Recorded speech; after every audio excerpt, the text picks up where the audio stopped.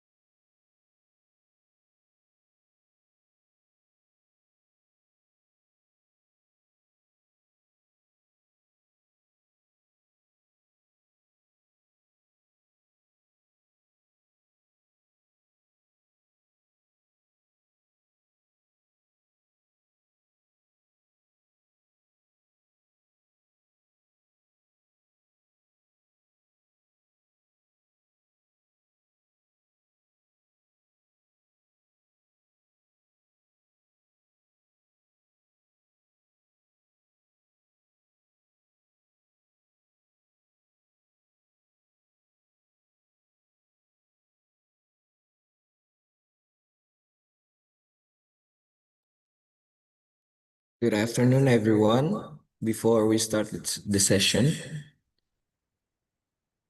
please turn your camera on.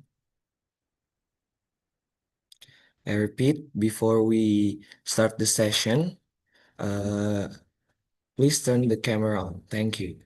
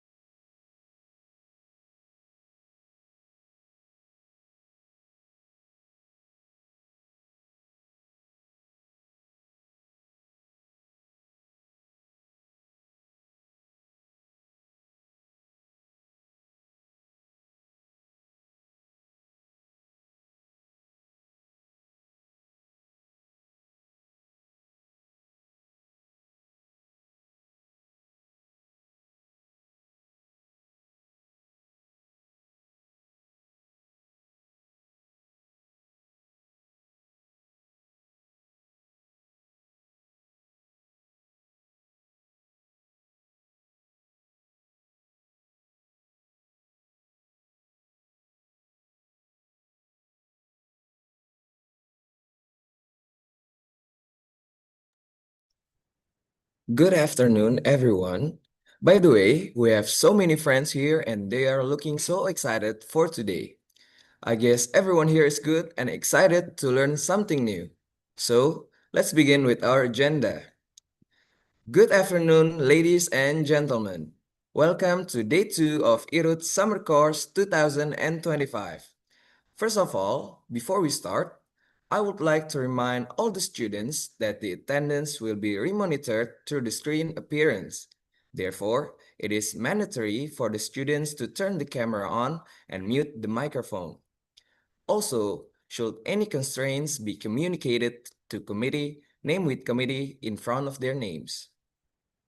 Ladies and gentlemen, my name is Devin from the Department of International Relations, Universitas Diponegoro, Indonesia. Today, I am going to be the master of ceremony for this session, Online Radicalization, with the esteemed speaker, Dr. Nur Huda Ismail from Research Fellow at S. Rajaratnam School of International Studies or RSIS, and Mr. Fendi Eko Wahyudi, SIP MHUPIN from Diponegoro University. There are three agendas for today. They are panel session, Q&A, and closing session. This session going to be moderated by Mr. Maula Hudaya SHUPIN MA from the International Relations Department, Universitas Diponegoro.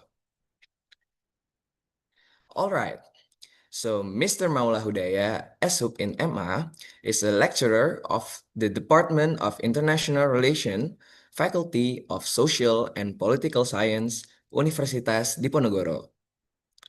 He holds a Master of Arts in International Relations from Universitas Gadjah Mada, where he graduated with an impressive GPA of 3.82 out of 4.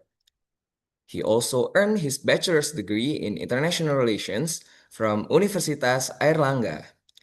Mr. Hudaya's research interspan a wide range of topics, including international crimes against peace, Russian, East European, and Central Asian studies, Indonesia foreign policy analysis, strategic culture in foreign policy, naval strategy and maritime geopolitics, international politics, energy security, and global value chains. Such an inspirational person. Let us greet him first. Hello, Mr. Maula. How's your feelings for today's topic? Hello, Devin. I feel wonderful for today's topic as we will for sure have a very wonderful discussion today because the topic is very close to our daily life actually. Okay, good to know that. So, without further ado, let's give this next session to the respectable moderator, Mr. Maula. The time and screen are yours.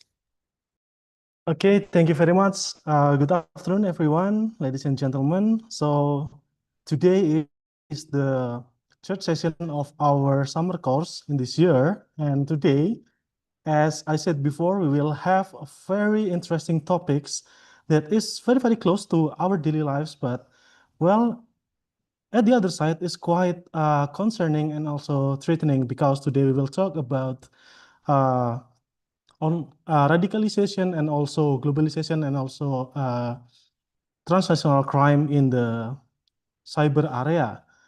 As our first speaker, we will have Dr. Nurhuda Ismail, and for the second speaker, we will have Mr. Vendieko Wahyudi. But first, let me introduce our speakers to the audience. Could you please share the CV of our speakers today?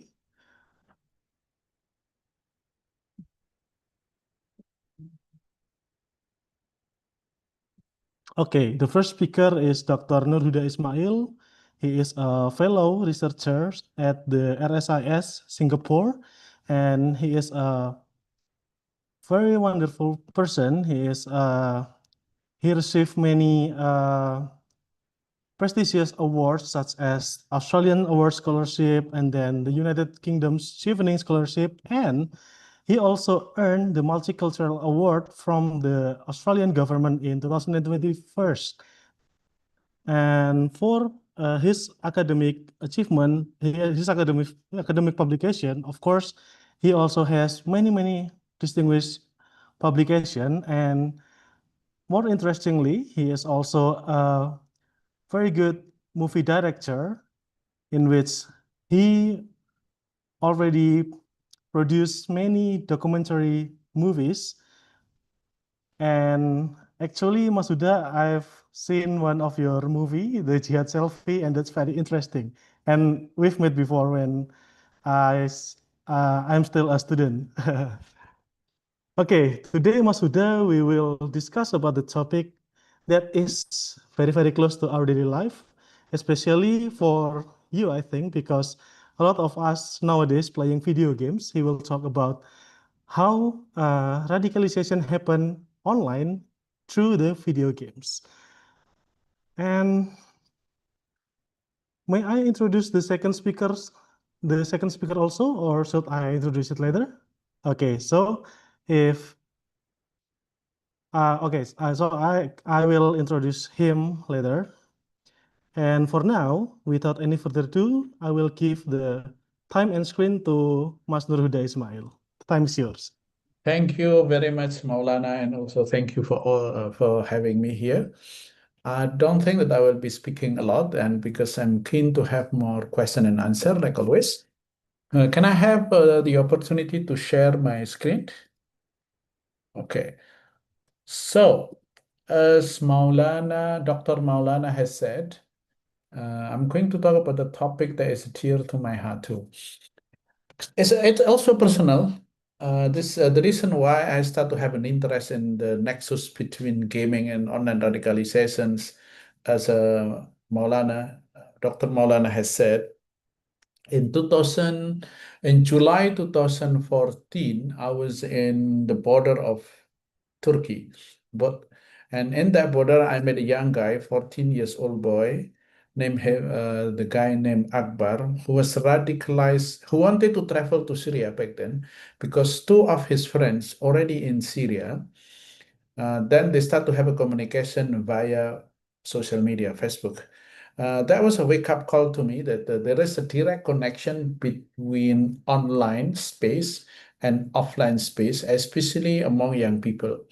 So we are seeing the shifting of process joining violent extremist group.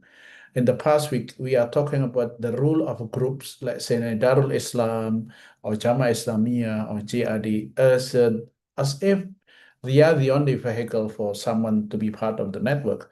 But my encounter with Akbar on July 2014 was wake-up call. Apparently, now young days, some people join or become part of the network through social media.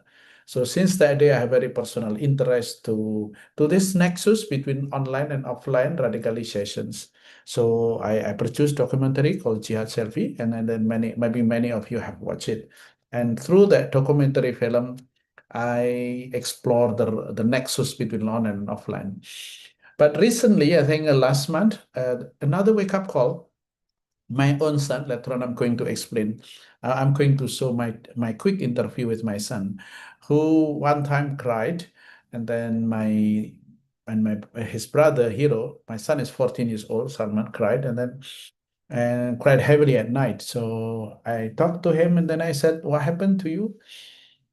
And he said that my Roblox has been hijacked. And again, this is a wake-up call to me that there is a direct connection between gaming and personal identity. So there is a direct connection when young people now spend most of majority of their time in what I call it third space. First space, I call it when we meet, when we see each other, you see smile, I feel very happy. Second space, where we get a phone call, when we can have a connection. We are not in this very space, but second space. But third space, when we immerse in a specific universe and our identity is part of it. So this is why I'm seeing now starting to look at the connection again between online and the process of radicalization. So this is again is a personal experience, and then there are many cases I'm going to explain later. So this is how when I do my work, it's not because of not because of only academic, what you call it. It's not only because of academic requests, but has to do with the practical and real world case. So today I'm going to the battleground of online game and extremism. For those who don't know why I'm so close to this very topic, why I keep using radicalization and extremism as part of my conversation, as again, it has to do with my personal background. My dad sent me to Islamic politics school. Many of my friends end up part of the network. Since that, they have very personal questions. Why a normal individual can get involved in violent extremism? Even though we read the same Quran, we eat the same food, we play football together, we end up completely different. In this case, we understand that one of the reasons why people get involved is very complex and messy. Therefore, we need to understand. So this is very personal, and Maulana has mentioned I produce because I'm not only writing but also produce a document series of documented filmmaking, painter, documented films as a way to have a direct conversation with a number of different audience. And why we need to talk about this topic through a different lines, especially on the context of young people, because according to psychologists, young people are often searching for identity. People like you are not so sure with your identity. You try to find out something. What is the meaning, the community, purpose, recognition, and even belonging. So because you are young, you are naturally ambitious, impulsive. You like to take actions, and oftentimes this kind of a decision, this desire to do things, involve in violent extremism. Statistically speaking, you can see now the number there are so now. UN already acknowledged that young youth can be both challenge and solution in PCVE. Yes, there are a lot of radicalization coming from the youth, but I strongly believe people like you can have much more meaningful and creative ways to engage this very topic. And then here, this is the academic, because this is an academic discussions. I use this framework called 3N and identity fusions. When we talk about when we want to try to understand why normal individual to get involved in this violent extremism, we have to look at these three. What I call it need. When you talk about need, it has to do with individual precondition. So no one get up early in the morning, or no one was born as a terrorist, or no one all of a sudden become terrorists or involved in violent extremism. There is a condition. And those conditions, I call it has to do with personality, it has to do with socializations, and has to do with the culture that might make you loss of significance. Or maybe you need to say you need to gain a specific significance, or maybe there is a threat in your significance. And that kind of feeling activate you to quest for meaning. And when you try to find a meaning, you are attracted to a specific narrative. And this is a Takfiri narrative and social and Salafi jihadism narrative. Oftentimes is so powerful, and to find that narrative, in the past, we only rely heavily on offline network, but we also now seeing more online network when you fuse with your identity. So that is how the connection between 3N need network and narrative and identity fusion. One of the easiest way to understand will be, how do we explain people like you are not even white, but you are so happy if, let's say, you support Manchester United, MU won, or you lost if and MU lost. Even you are not even white, you are not even British, yet you have such connection to a specific football team. This is why we oftentimes we have what we call psychologists call identity fusion. And that identity fusion now, not only through games or football, not only through joining a normal or movement, normal outlet like a football one, but oftentimes through games too. This is a You can read the article here written by Rahel Coward. So she argued that there is a process of how individual so much infuse his identity through gaming.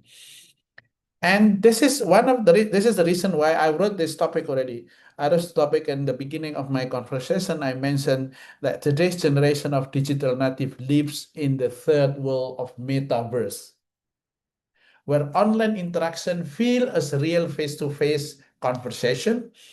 And our job as a parent, I'm a parent, is to help guide our children in this digital playground so it remain a creative, safe place of interaction and not gateway to radicalization. This is the voice of my interview with my son. I felt that I lost a lot of my time.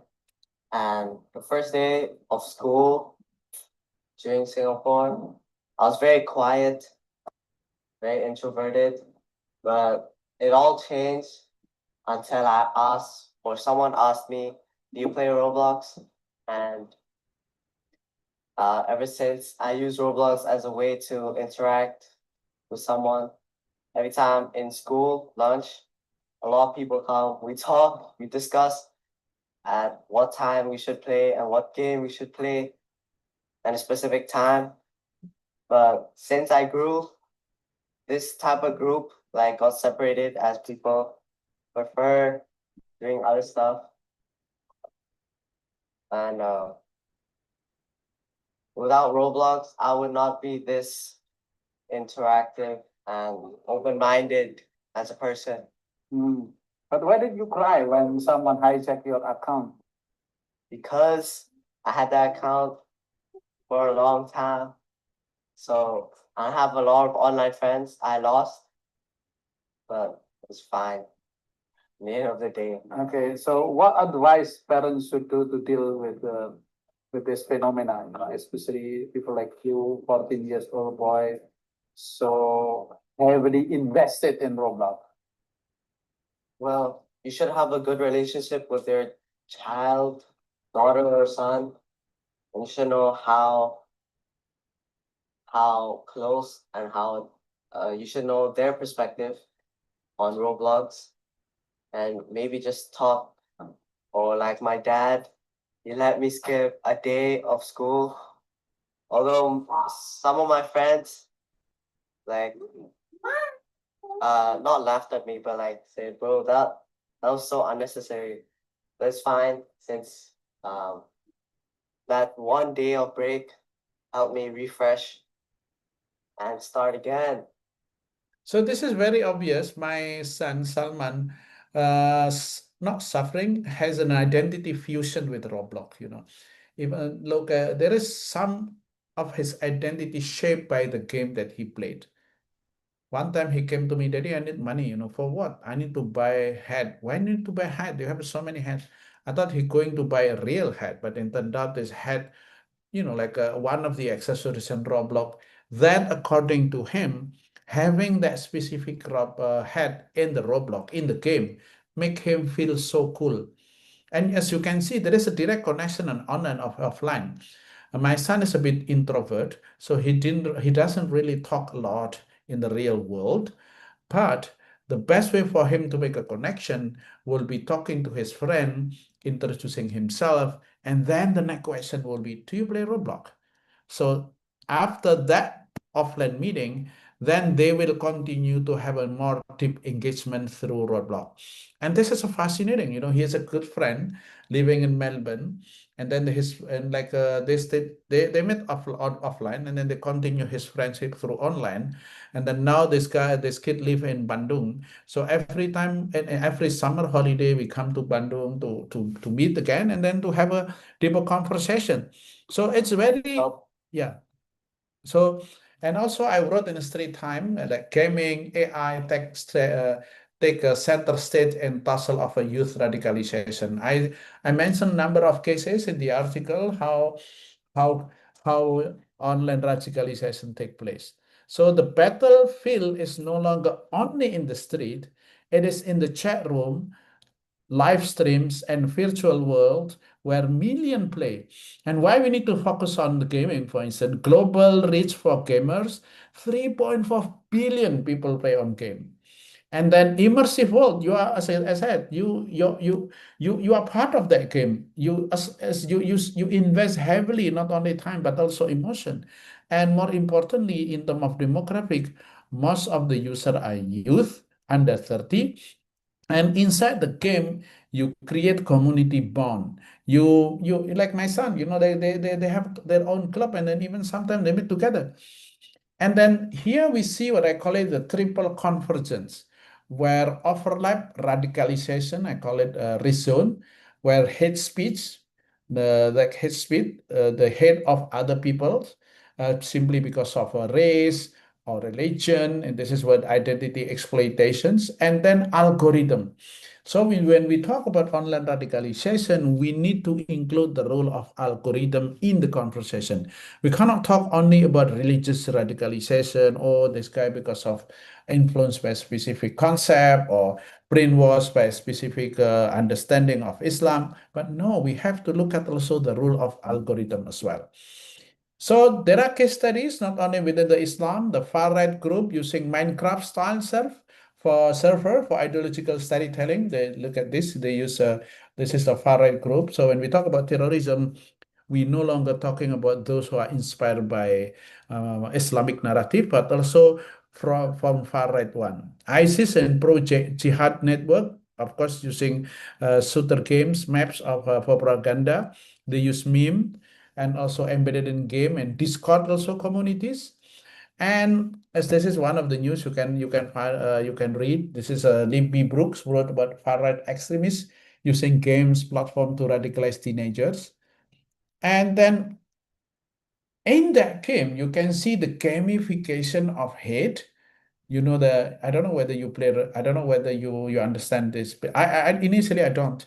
So I asked myself, and then he shows me how the game work. So there is a leaderboard where leader rewardings and specific narrative, but in this context, spreading ideology. You can have a point, an achievement for trolling or harassment mission. You have a narrative quest, the quest between with this group and that group. So inside that space of third world with the third space where what we call it the new world, that kind of connection take place, and then they use a gamification.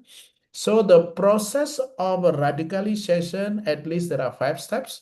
Number one, casual play, when you can just play, explore to offensive humor, and then you have a repeated contact with that person, and then gradually they take you to joining exclusive group. Through Salman, for instance, he showed me how some of the players groom specific target, especially pedophile.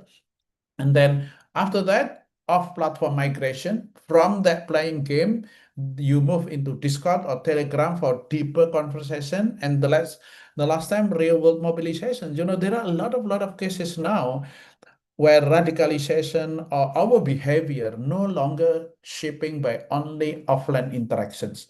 Like today example is clear example. My team also in my work, they feel much comfortable having a conversation online rather than offline. So when we look at that campaign in the digital space, we need to classify using gender dimensions, for instance, in masculinity framework, framing violence as a heroic, dominant as a status, and a femininity also targeting women for specific role, for instance, moral supporter, recruiter. So this is one of the example how gender play important role to understand the online radicalization taking place within the space of gaming. So what should we do now? I think this is a program I have been coining number. So I don't know whether you are familiar with my work. I'm not only a scholar but also a social advocate. That I try to advocate for social change using number of intervention. So this is my there are 4 recommendations that we should do. For instance, the need for digital literacy in school and gaming communities. We need to engage gaming communities. We need to have a counter narrative embedded in a gaming platform. We must looking at the game not only a danger side. We have to look at as a game as a possible tool for us to engage them. So we need to collaborate with the developer to detect extremist modding and language pattern. So I've been working with a number of gamers, and more importantly, also parental and community awareness training. So lastly, if we can gamify hate, I mean, if these people can use game to gamify hate, we can gamify peace as well. So we need invest in peace building games, create inclusive online space, and strengthen cross-sector collaboration.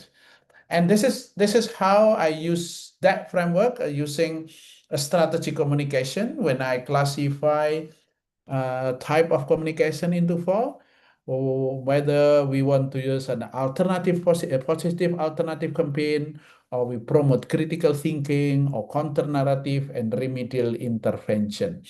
So this is one of my talk with one of woman from Batam. Her name is Dania. She was radicalized online, coming from middle class family. Her dad is working as the director of Batam Authority as a manager of public relations. Yet she was radicalized online. So I've been filming her, and this is one of the example I'm going to show you how I produce this information through film.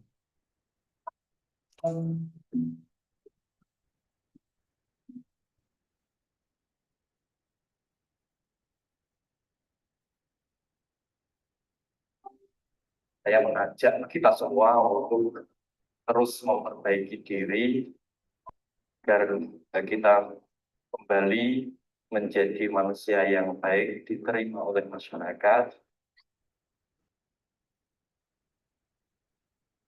Saya sangat mengharapkan anak saya lari untuk memeluk saya, tapi nyatanya tidak. Anak saya tidak mengenal saya. Tapi ini dipakai, menyapa, dipakai nah.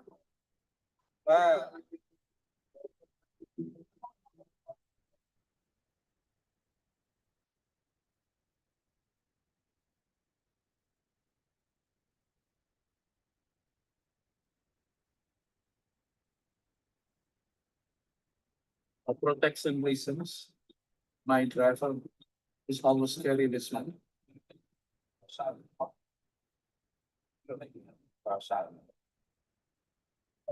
Oh, ini sayangnya.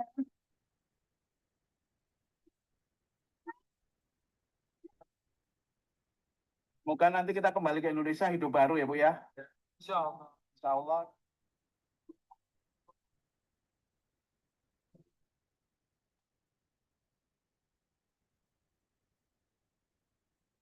Kita bilang bahwa kita itu dulu dari ISIS, kita tak lupa ya. Iya, dikontrakan. Mulai berapa per tahunnya, Bu?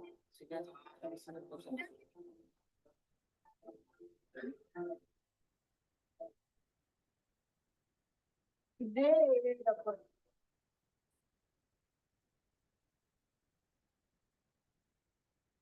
Yang ngajak aku gitu, Kak, tapi yang emang ditahan kayak kan Yeah, so I thought yeah, depan, depan. Nggak bisa ketemu lagi.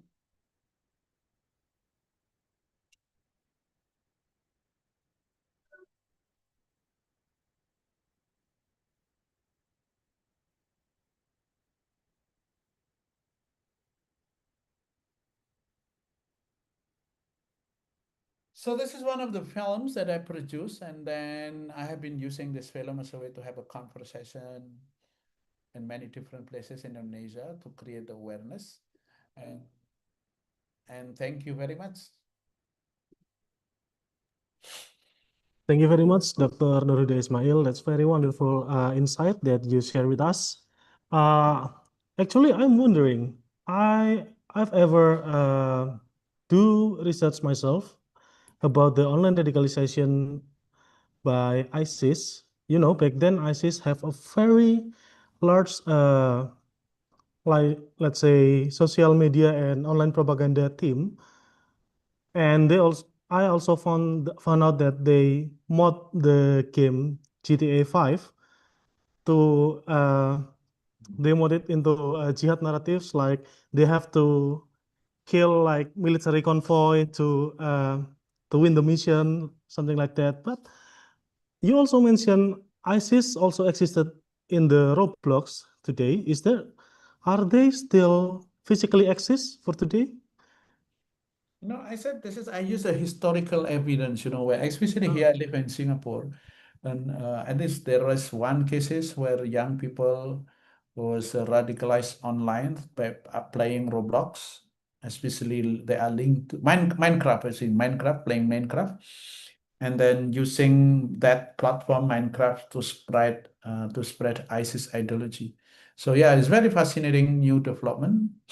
But I don't know whether actually there is a physical activity of ISIS or other supporting group in Syria that we can actually detect. But definitely in the online space, there are still. Yeah, so they are now active more like ideologically, not physically, right? Yes, I think there are some places still, in Indonesia too. But would be very hard for the Indonesian authority to arrest them because they move around using a cultural approach, let's say education system. They run Quranic studies, which I think will be very sensitive for the Indonesian police to arrest them. Okay, I see. Oh, so okay. Do you have any question for Dr. Nurhuda Ismail? Anyone? It's okay if not, no question. It's okay. I get used to. Oh, there's one from Aulianisa.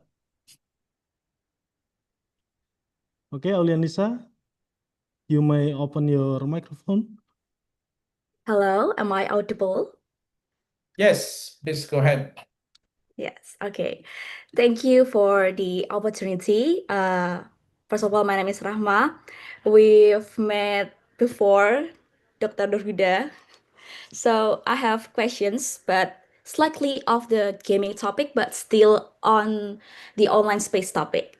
Yes. So recently, there has been a trending discussion in Indonesia online space with the hashtags such as Kabur Aja Dulu and Indonesia Gelap. This trend reflects public disappointment with the government, leaving many people feeling anxious and even pessimistic about their future as Indonesian citizens. People in online space also often condemn the government too. So as a condition makes society emotionally and psychologically vulnerable. Given this situation, I would like to hear your thought on the potential risk of how this public disappointment could be exploited by the extremist narrative and radicalization effort, especially since the extremists often rely on psychological approaches, appealing to the empathy and emotions of their target audience. Thank you. Thank you, Rahma. Such wonderful questions. And let me share a bit my presentation again. Can I share? Okay. So here, Rahma, if you can see here, wait. I'm going to answer you with the framework that I discussed. It's true. I'm glad that you still remember the framework. in this framework, this is the framework that I use, right? 3N: needs, network, and narrative. You mentioned the first requirement or the first step, the first condition where usually people get easily being radicalized. Loss of significance. You mentioned, oh my God, a lot of things disappoint me politically.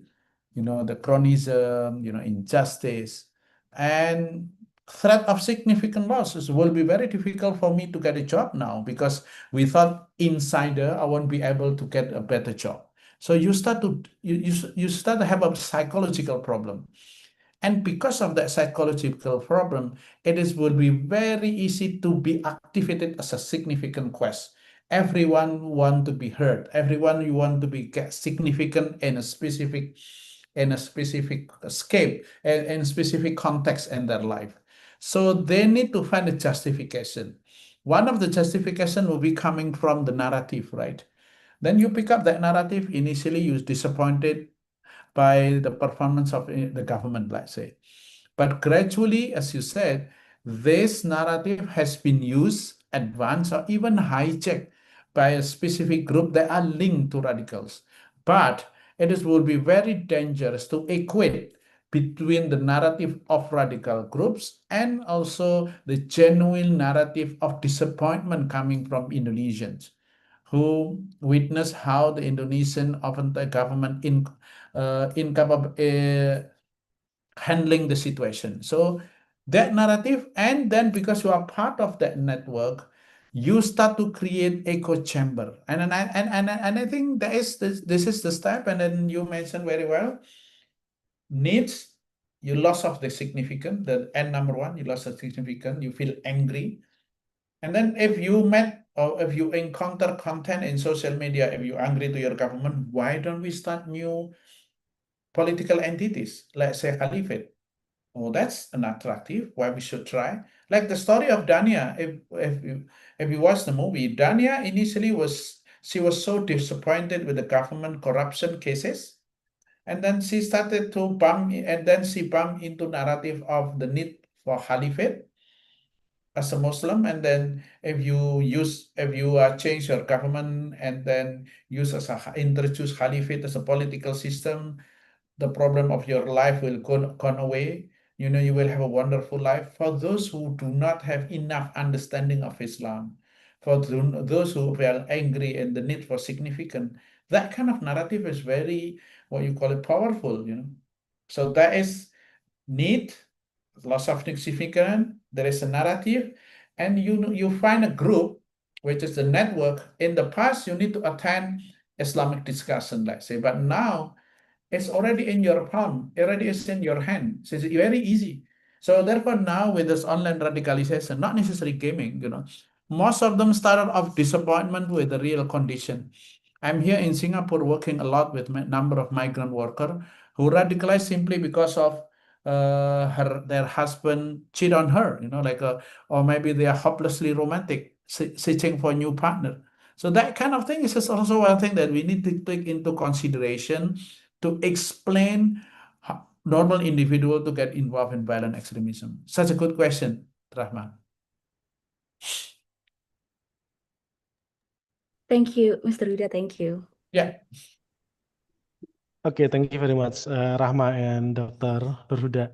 So we can imply that we could be more easily to be radicalized when we are anger and we have nothing, we have no means to change that situation, right? Precisely.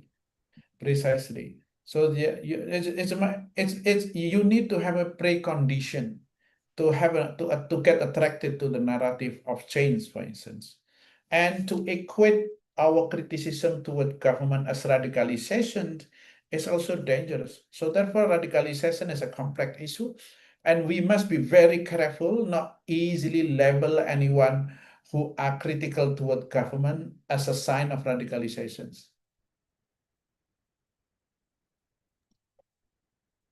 Yeah, sometimes they are just angry and they express it to the protest and criticism, but well, it's taking quite a long way to become radicalized, and even committing terrorist act, I think. Yep. So, okay, is there any other questions from the participants?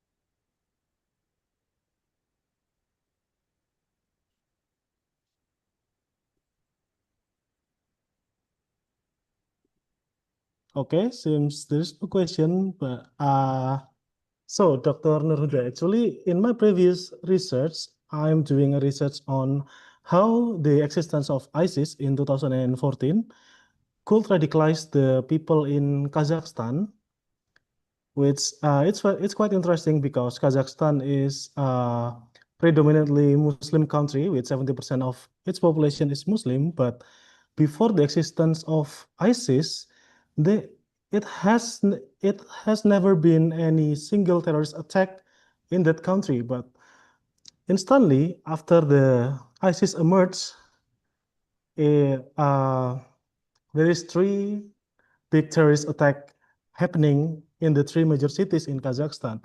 And I found out that why the people in Kazakhstan could be easily radicalized by ISIS. First of all, the first precondition is the young people in Kazakhstan are confused because back then, when they are still in the Soviet Union, like the religious narration is banned, right? They cannot talk about religion freely. And after the breakup of the Soviet Union, apparently their parents did not know how to teach their son or daughter about religion. They don't know the proper way and they choose not to talk about religion at home. So these young people, they are seeking the religious teaching online, and also they came to the uh, like forum, offline religious forum, like in Indonesia we say pengajian, right? Which dominated by Salafi narration, and slowly they become radicalized. So it's quite interesting because yeah, confusion could lead to radicalization in this case.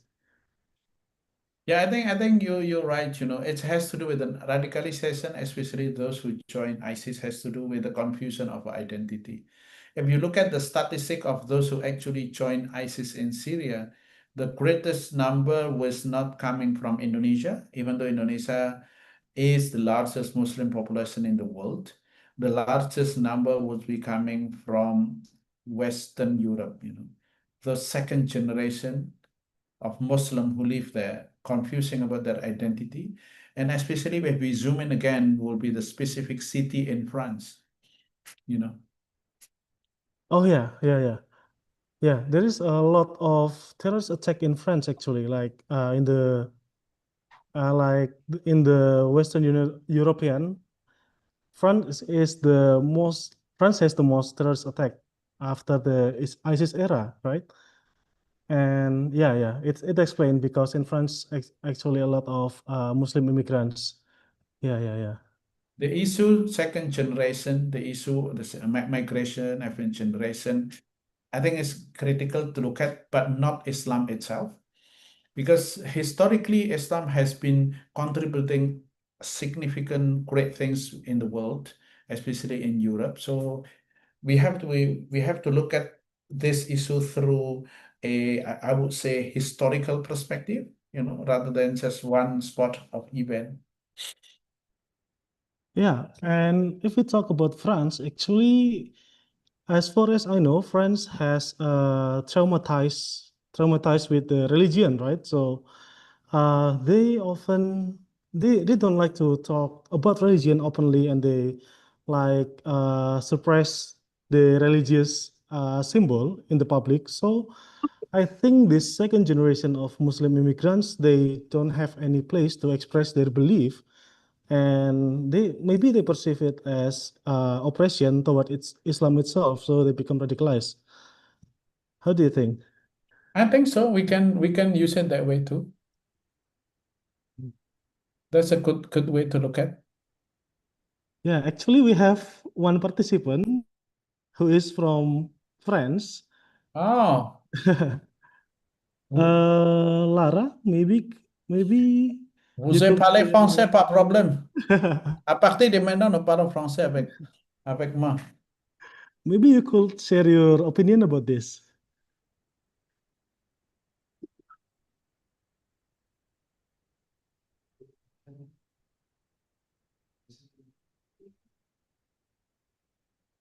Oh, okay. The committee told me that there is one participant who raised hand, but could you please raise your hand again? Oh, okay, Muhtar Ahmad. You may turn on your microphone. Thank you for the opportunity. My name is Mutar Ahmad. I stay at Natuna Island. Dok, What do you say, Pak? What do you say, Pak? I stay at Natuna Island, Ah, okay. Riau Province Islands. Dr. Nuhuda, can you tell me how to protect our young generation from the transnational organized crime like the radicalization? I think it's very classic to say, but I think parenting is very important. You need to build such a good connection with the parents, with your kid. And in my case, I try to spend as much as possible talking to them. And then strangely, we feel comfortable letting our kid to play offline. You play with your friend offline. No. Oftentimes we are not comfortable letting our kid to play offline.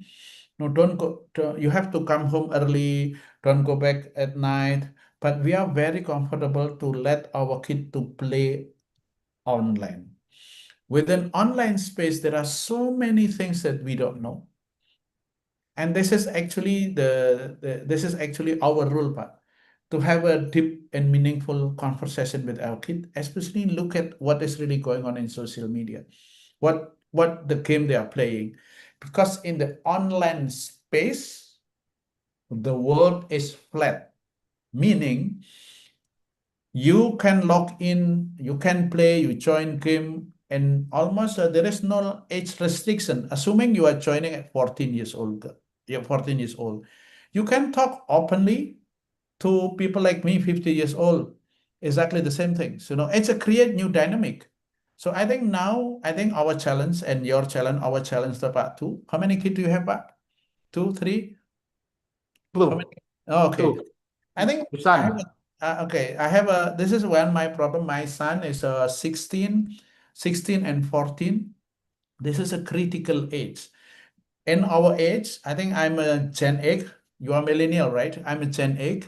Gen X, when I'm Gen I only get to know cell phone or game, interactive gaming only 2014, I think, or maybe 2010, the Facebook things.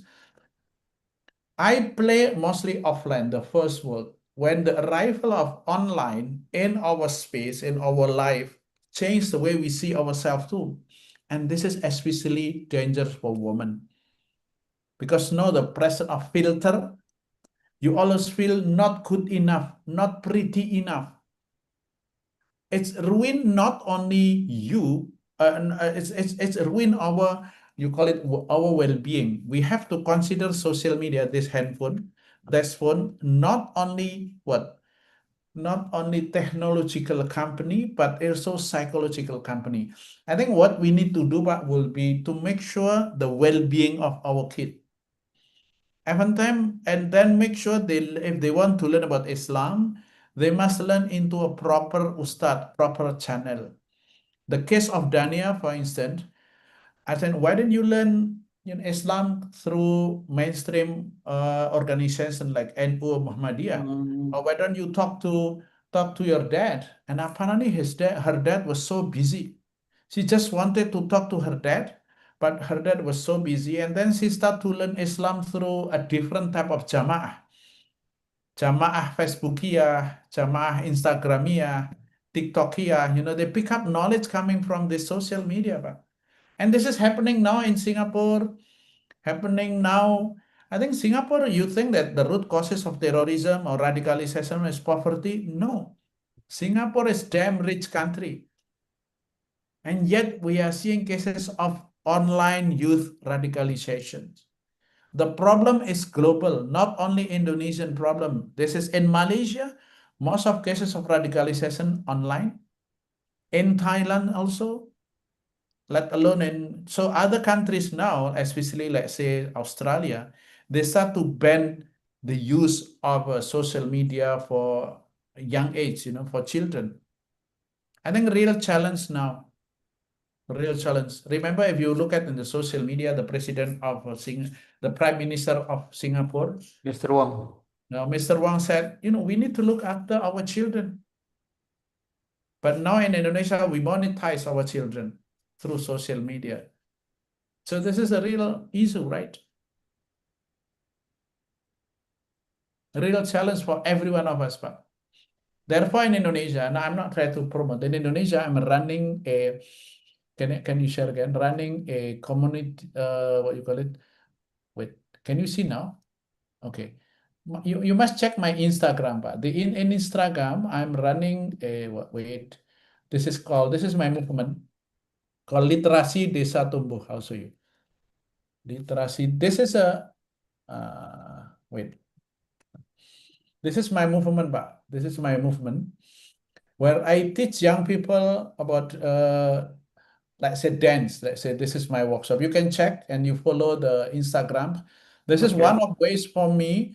One of ways for me to teach young people, parent on digital literacy, the need to use digital literacy. I'm working in a community base, and let's say woman. I just want to show you this one. Let's say my latest. Let's say do you want to see? Sure. This is my workshop. So this is my place.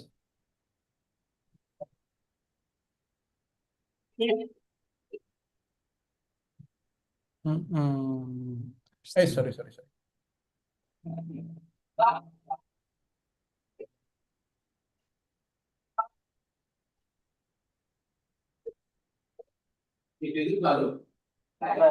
Itu selalu bagus. Siapa yang mengambil? Saya pikir nanti ke depannya bisa akan banyak peluang untuk entah berkolaborasi atau bahkan saling berbagi. Selain kita dapat knowledge, kita juga bisa langsung practically diskusi dengan teman-teman di kelompok. Yang pertama adalah gimana peran perempuan dan anak kalau di ekstremisme. Kemudian yang kedua adalah motivasi kenapa mereka-mereka ini bisa melakukan. Dan yang ketiga adalah definisi dari ekstremisme ideologi itu apa sih? Gitu. Maksudnya yang sangat dan hari ini alhamdulillah banget aku belajar soal apa itu radikalisme, ada namanya organisasi-organisasi yang radikal dan lain-lain. Ternyata hal-hal itu tuh sangat dekat dengan kita, tapi yang penting adalah mempelajari untuk menghindari hal itu. Yeah, I don't know what is your strength, but basically choose something that's near to your heart, and that is your strength also. Oh, ya terus yang less close in your heart.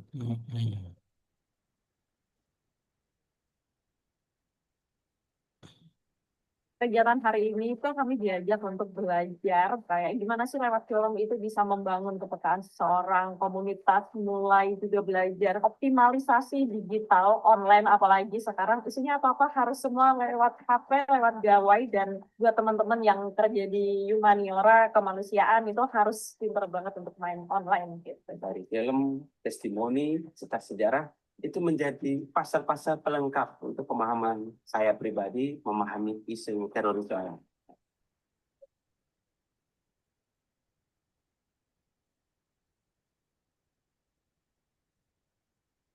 Hebat ya.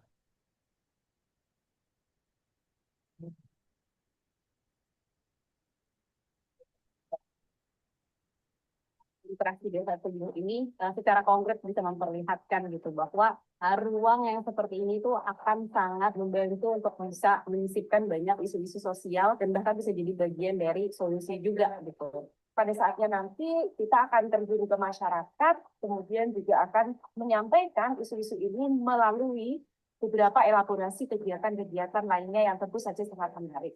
Waktu yang sangat menyenangkan, dan semoga kita bisa berkolaborasi lagi ke depan. Collaboration is key to global challenge we face today.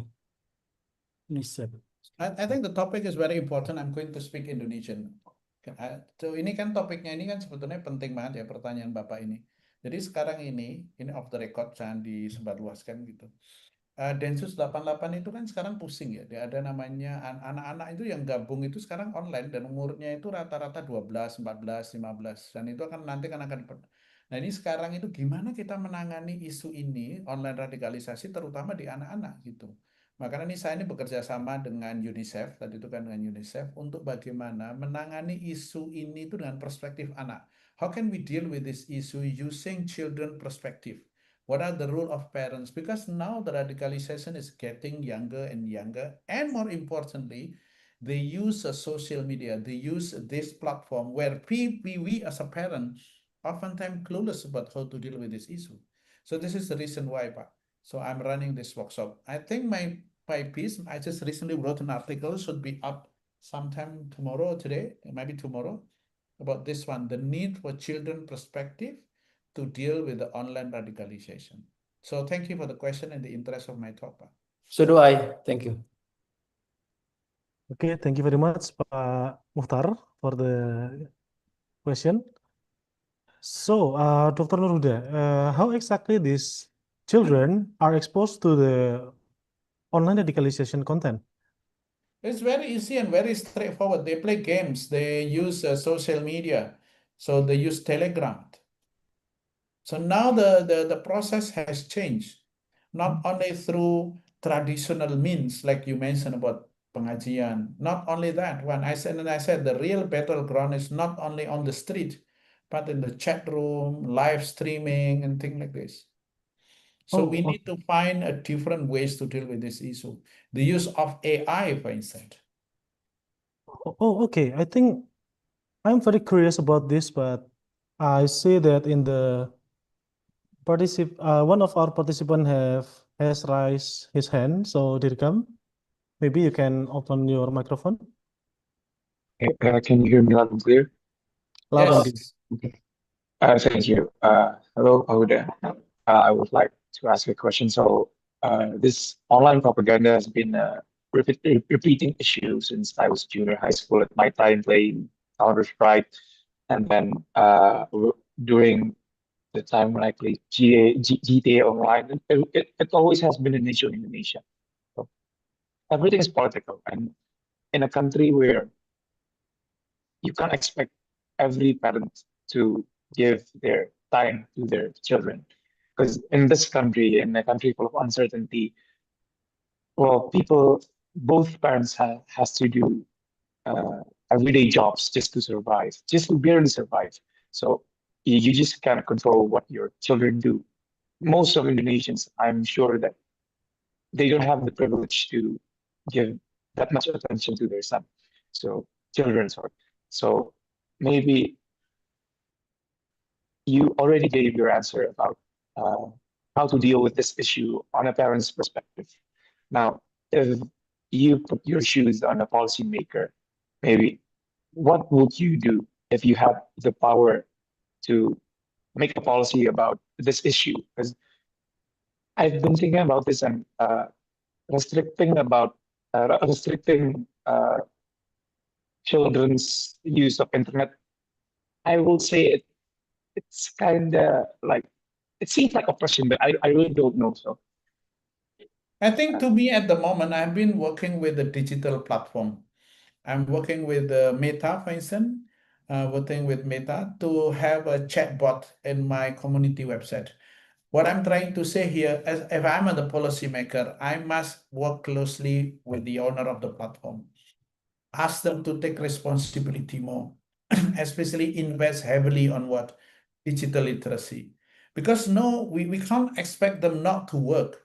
This is their work, they steal our attention. Remember that they are psychological company. They are not only technological company, Dirham. They want our attention closely. And I think I fully agree with you. I don't want to put another burden to the parents that just, as you said, they have to work damn hard, just enough to survive.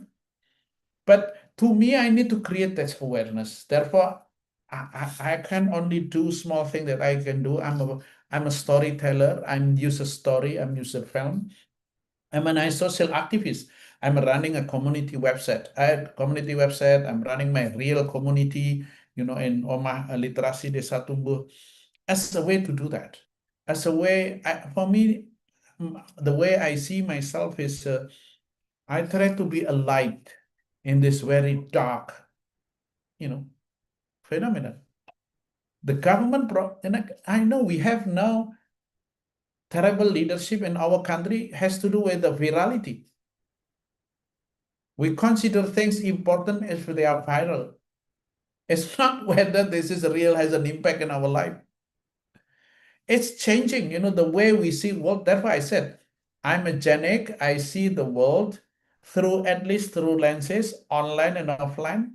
But for millennials and Gen Z, maybe more online than offline.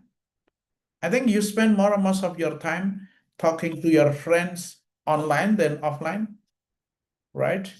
I mean, I've been traveling to Semarang or other places. I saw young boy like you having a date, and then all of them sitting in a very nice restaurant, but play game, like they talk, they play, they have their own gadget. I think you should better to hold her hand, look at the eye, and talking meaningfully. But why you would prefer to choose to watch the screen, like while you meet your loved one? But this is new things that even me, I don't know. In academic world, there is a term called the death of expertise. For me to understand international relation, I have to study damn hard. I went to UK, get my PhD, being tested here and there. And people like millennial and Gen Z, they don't listen to me. They listen to influencer. No, seriously, and this is the new things that we face. I'm not talking about those parents who are struggling to earn their meat and then let their kid to play. I'm talking to the middle class, smart people like you, get a privilege study in Undip, prestigious university, yet the reading habit is very low. People like you, not you personally, but people in your generation, they pick up knowledge through TikTok, short and influencer. I don't know what may happen in the future. Maybe I'm dinosaurs. As I travel to Indonesia, I carry book, and then people always jump into conclusion. Are you teacher? Are you going to have an exam? So reading a book is a sign of weirdness in Indonesia. Seriously. So this is a globe, I think, and luckily Indonesian ranked number 2 in terms of literacy from the bottom.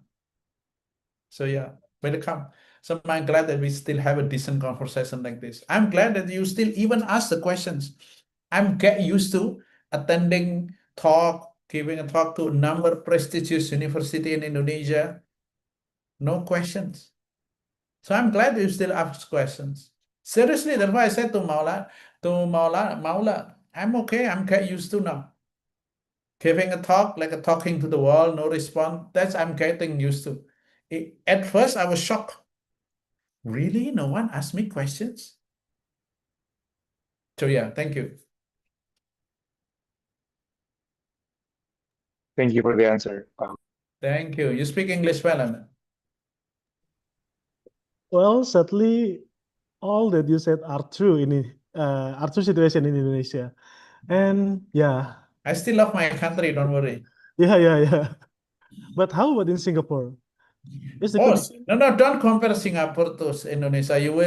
The reason why I'm doing a lot of social activities in Indonesia is my personal healing. I see. Personal healing, why? Because I'm so mad to see all the policymakers and the changing behavior of Indonesian, especially in regard to literacy. Here is of course very different. Singapore has no natural resources. So their resources is human being resources, so they will invest heavily to make sure every Singaporean above the average of the whole nation worldwide. Singapore only became independent in 1964. Indonesia is 1945. But in terms of human development index, don't even think to compare. Don't even think to compare. I'm embarrassed to raise this issue, but don't even think to compare. Yeah, that's a very, very sad fact. Just like say, just give an example in our university, for instance. In our I'm very happy to learn that Indonesian university is still obsessed with what? University. I cannot be lecturer in Indonesia. Why? Oh, why? Because no linearity of my study. Oh, I see. Yeah, yeah, yeah. Indonesian university are so obsessed with linearity. Yeah, they require linearity if you're No, I think that's what I'm you- happy. Life is never linear. Yeah, Life yeah, is yeah. never linear, but we still think stuck in the age of before social media, before technology. I mean, like let's just give you an example. I'm not angry, but I'm really sorry to see, why this our education systems even still in the in those I don't know what kind of things, but I'm not angry. I'm just saying that wow, I'm happy that the system is still out there, so I still have more potential uh, to play more significant role. Yeah, that's very true. But okay, back to the topic. If we say about the virtual world, the online world. Oh, before I ask my question, apparently we have one participant who raised his hand, Zaki Asaputra. Very You good. could, you could open your microphone. All right, thank you. Am I audible? I'm happy, Zaki. You want to ask questions, Zaki? I'm happy. Oh, Zaki, I think your voice is not clear. Oh, Oh, Justin also. thanks. Hello, am I audible? Oh, okay, it's better. Better. All right. So this famous topic, yeah, is about extreme use, and then about digital, and then about like uh, yeah, we know that in this new era, like in Indonesia especially, is online gaming industry is growing rapidly. Have large players to meet young people. Includes Indonesia and ASEAN, like particular like mostly use Mobile Legends, PUBG, Free Fire, and Roblox. Yeah. And then in my view, there are two sides, in positive sides and negative sides, right? In the positive sides, I think in this case, it's offered elements of people-to-people diplomacy, right, and culture exchange. But in other hand, as Dr. Noor said, right, pointed out, its popularity also creates a new space for extremist groups and to spread their influence. So, it might like to implement in Indonesian's policy, right? So, in the midst of ASEAN regional cooperation, how we as youth can use technologies such as AI governance, and how the ASEAN's policy can make spreads out a good positivity to Indonesia. Like Indonesia can make good uh, policy to maintain AI governance and cyber forensics to help monitor gaming ecosystem without underestimating players' privacy and freedom of expression to players. Yeah, thank you. So what is your question again? So what kind of policy or what? So my point questions is how with Indonesia in ASEAN regional cooperation, how can technologies such as AI governance and cyber forensics help gaming ecosystem Yes. or online ecosystem without undermining players' privacy and freedom of expression? Good, Yeah, good. thank you. Good question. But honestly, I don't know the straightforward answers. If I know the answer, then I will be the foreign ministers, or maybe oh, no, I need to join a political party first. Okay. So I think the reason what we need to do will be three things. Number one, we need to do straightforward research. We need to identify what is going on in this ecosystem, because without research, without understanding what is really going on, we cannot say much, right? We're just predicting, oh, because of this, because of this. So we need to do research straightforwardly looking at cases of online radicalization in Indonesia. How much online, how much offline, what is the connection between the two? At the moment, I've been working on looking at least 500 online posting using AI to identify the changing behavior of individual online and offline.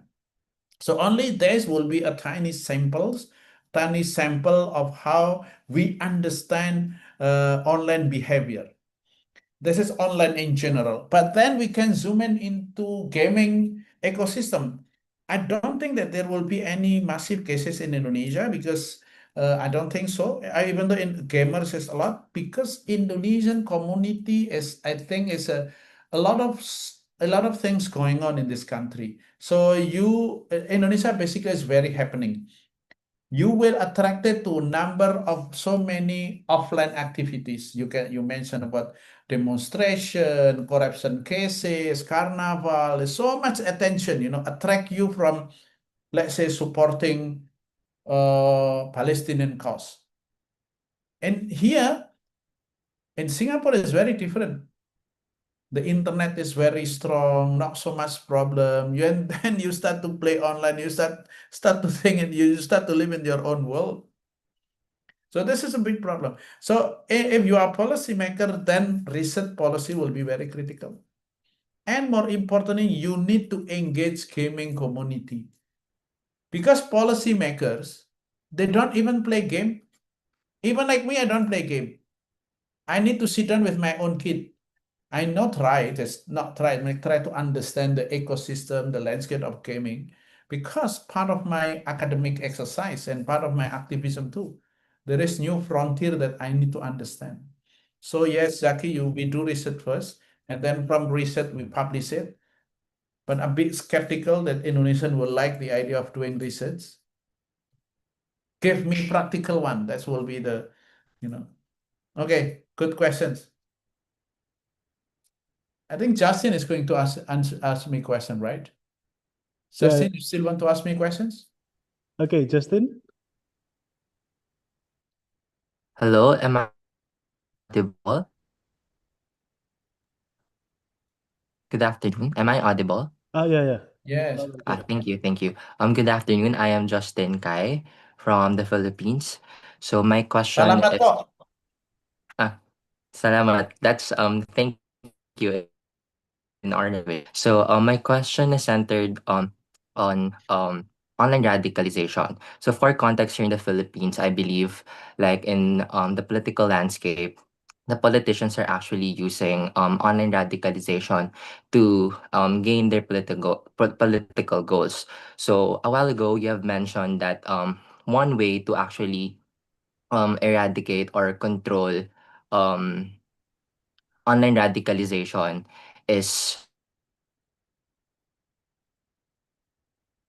through policy or through in my country, which I believe is also happening in countries here in Southeast Asia. Do you think there is still any possibility to completely eradicate online radicalization in the world, or like it will always still exist, but it will just be controlled or managed by individuals like you who are fighting to control or eradicate this arising social issue? Thank you very much for the question, Justin. You have to look at that radicalization will not go away anytime soon, as long as there is so-called perceived injustice, real or perceived injustice. In the Philippines, you can see, I've been traveling to Marawi many times in interviewing some of I don't know whether, did I show you cases in Marawi? So basically in Marawi, please no time. Marawi, in your country, the online radicalization is not so much happening because you have a real offline problem.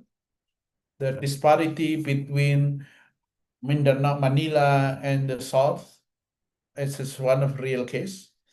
But countries like Malaysia and Singapore and other developed world like Australia will deal with this issue of online radicalizations more in the Western, because we have to look at online radicalization as a space free space. Everything can happen. As Zaki said, there are a lot of things that we can do, like people-to-people relationship. Yes, I'm not denying it, Zaki. So me myself, I'm Indonesian now working here in Singapore, partly because I know how to use online space, to advance my course, to do this. I have a number of classes in America, workshop in Philippines or in other country because of the internet, because of the social media. That has been, it is always pluses and minuses. As again, I must be a very classic person. I think we need to go basic with this inoculation, critical thinking. We need to understand that whatever in social media has been said or has been displayed is oftentimes not real. Especially with AI, I can create an avatar as handsome as you, Justin. Then all of a sudden, oh, there are a lot of cases of breaking up love, right? Because of like so using AI. Okay, so if you really want to work in this space, I can guarantee you will be on demand, because the online radicalization will not go away anytime soon, my dear. Salamat po. Mabuhay, salamat po.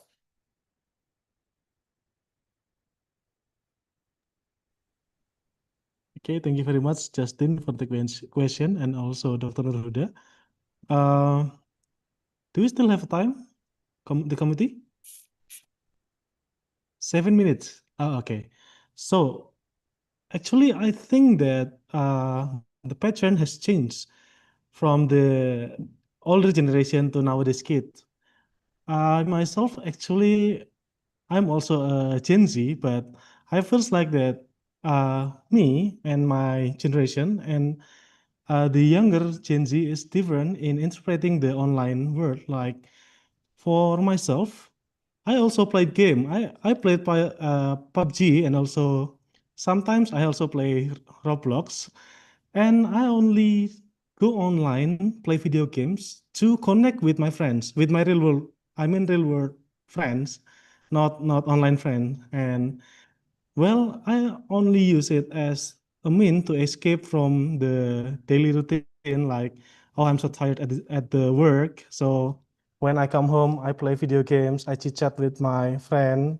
That's all. But I think that according to your presentation, nowadays kids are like in reverse.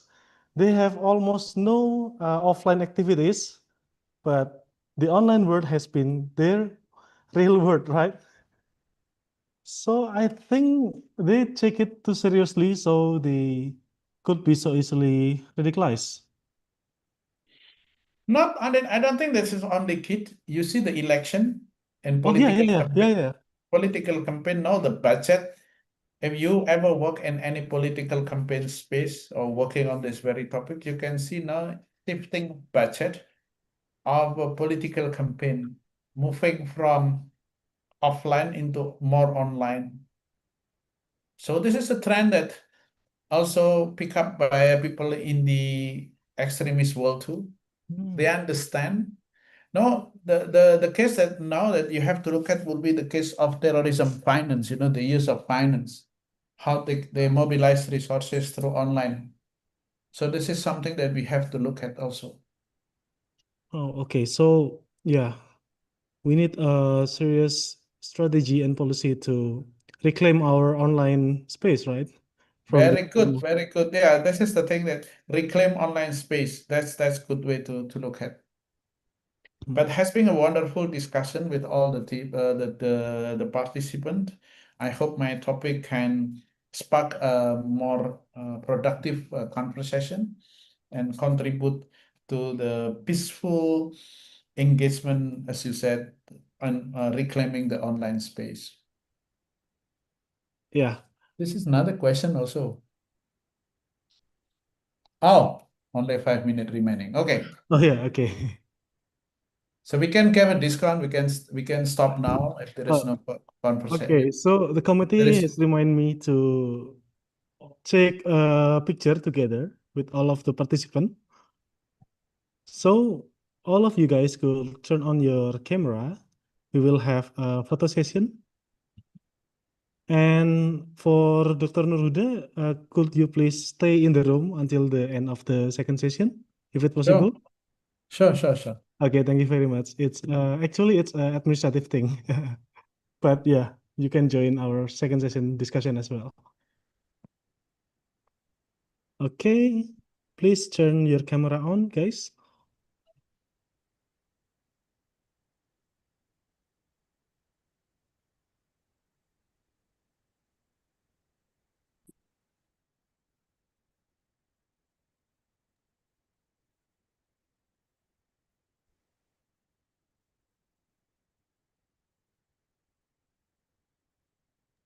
Oh, okay. I will give it back to the MC.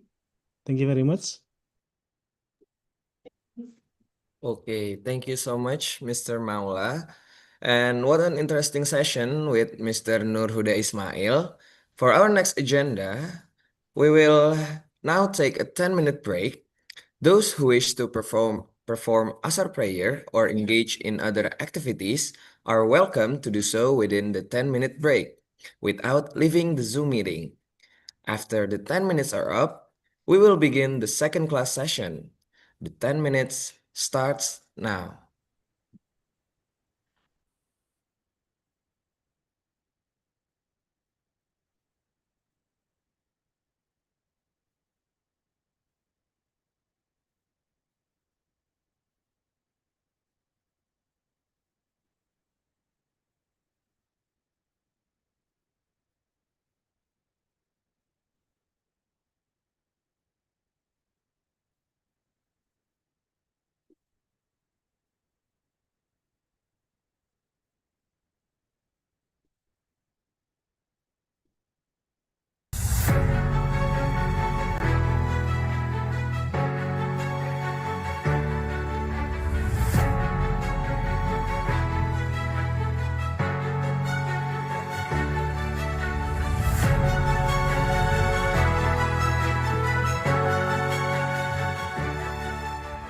Assalamualaikum warahmatullahi wabarakatuh.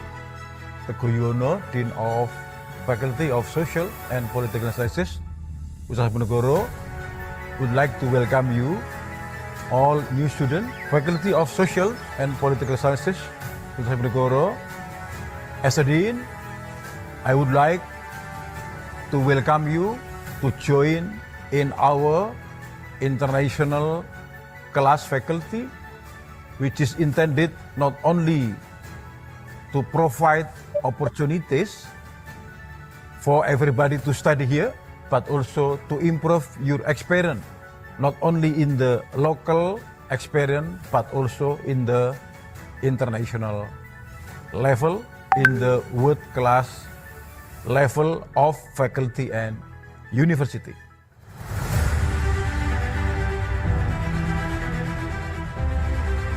Founded in 1969, Visip Undip is one of the leading faculties in Indonesia dedicated to academic excellence, research innovation, and community engagement in the fields of social and political sciences. We are part of Universitas Diponegoro, a top public university in Indonesia that is committed to becoming a world-class university. Currently, Visip Undip is home to over 6,000 students, supported by more than 150 dedicated academic staff across 5 departments, including 6 undergraduate programs, 4 master degree programs, and 2 doctoral degree programs. Our disciplines range from public administration, government science, communication science, business administration, and international relations. We are proud to implement an outcome-based education curriculum aligned with global standards, emphasizing critical thinking, problem solving, ethics, and digital literacy. Our program also accredited nationally and internationally by BIBA, Foundation for International Business Administration Accreditation, Germany. Visip Undip has strong collaboration with national and international institutions, including Wyoming University, Amerika, Arizona State University, the USA, Leiden University, Netherlands, University of Naples, Orientale, Italy, Nagoya University, Japan, Ryukyu University, Japan, the Hong Kong Polytechnic University, University, South Korea, Husong University, South Korea, University of Malaya, Malaysia, University Kebangsaan Malaysia, Queensland University, Griffith University, Australia, and many more. We regularly host international workshop, seminar, visiting scholar, summer school, and also student exchange program as part of our commitment to global citizenship and academic diplomacies. Beyond teaching and research, we are deeply engaged in community development, policy advocacy, and capacity building programs with local government, civil society, and international agencies. We believe that the university must not only generate knowledge but also contribute solutions to the real challenges faced by society. Our vision is clear: to become a world-class faculty that is globally competitive, socially impactful, and rooted in local wisdom. As we step forward into the future, we continue to nurture the spirit of collaboration, innovation, and integrity among our students and faculty members. I would like to express our sincere appreciation for your presence and support. We warmly welcome opportunities for joint research, academic collaboration, and meaningful partnership for mutual benefit.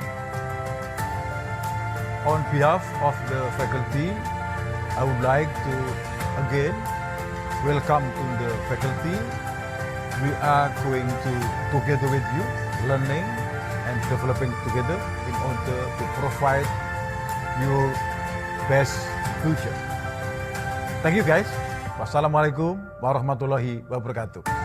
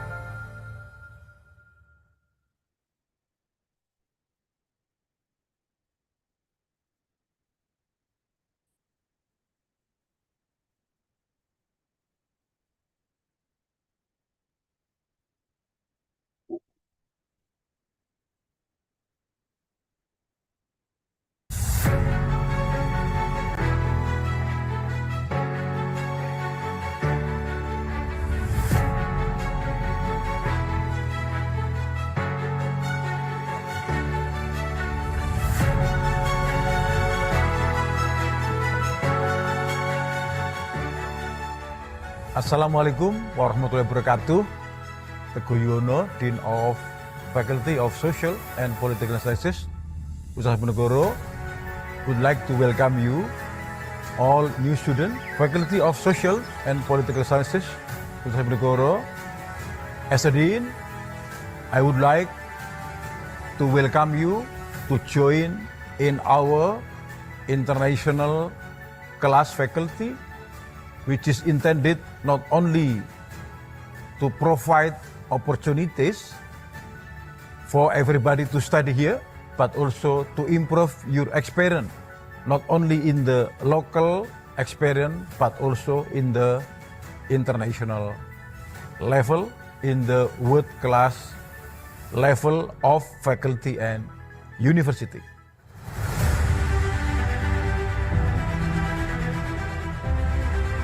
Founded in 1969, Visipundip is one of the leading faculties in Indonesia dedicated to academic excellence, research innovation, and community engagement in the fields of social and political sciences.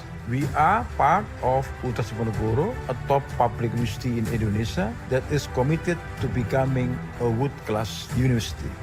Currently, Visipundip is home to over 6,000 students, supported by more than 150 dedicated academic staff across 5 departments, including 6 undergraduate programs, 4 master degree programs, and 2 doctoral degree programs.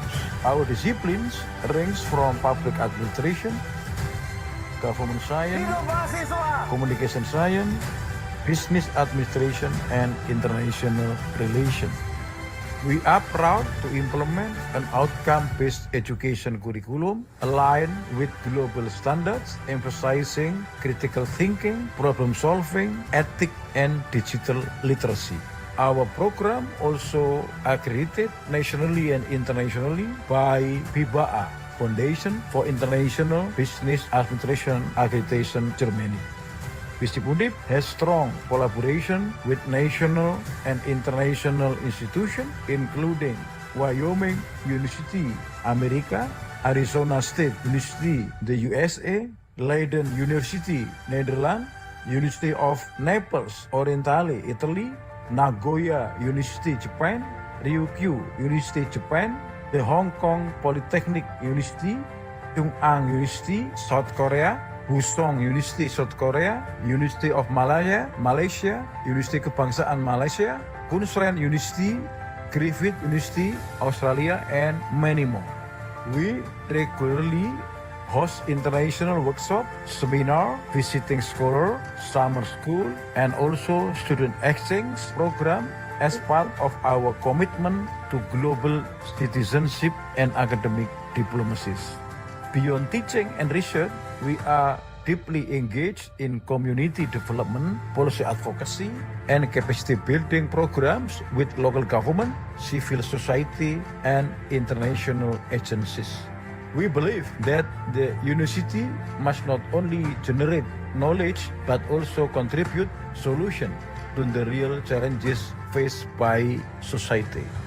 Our vision is clear: to become a world-class faculty that is globally competitive, socially impactful, and rooted in local wisdom. As we step forward into the future, we continue to nurture the spirit of collaboration, innovation, and integrity among our students and faculty members. I would like to express our sincere appreciation for your presence and support. We warmly welcome opportunities for joint research, academic collaboration, and meaningful partnership for mutual benefit. On behalf of the faculty, I would like to again welcome to the faculty. We are going to together with you, learning and developing together in order to provide your best future.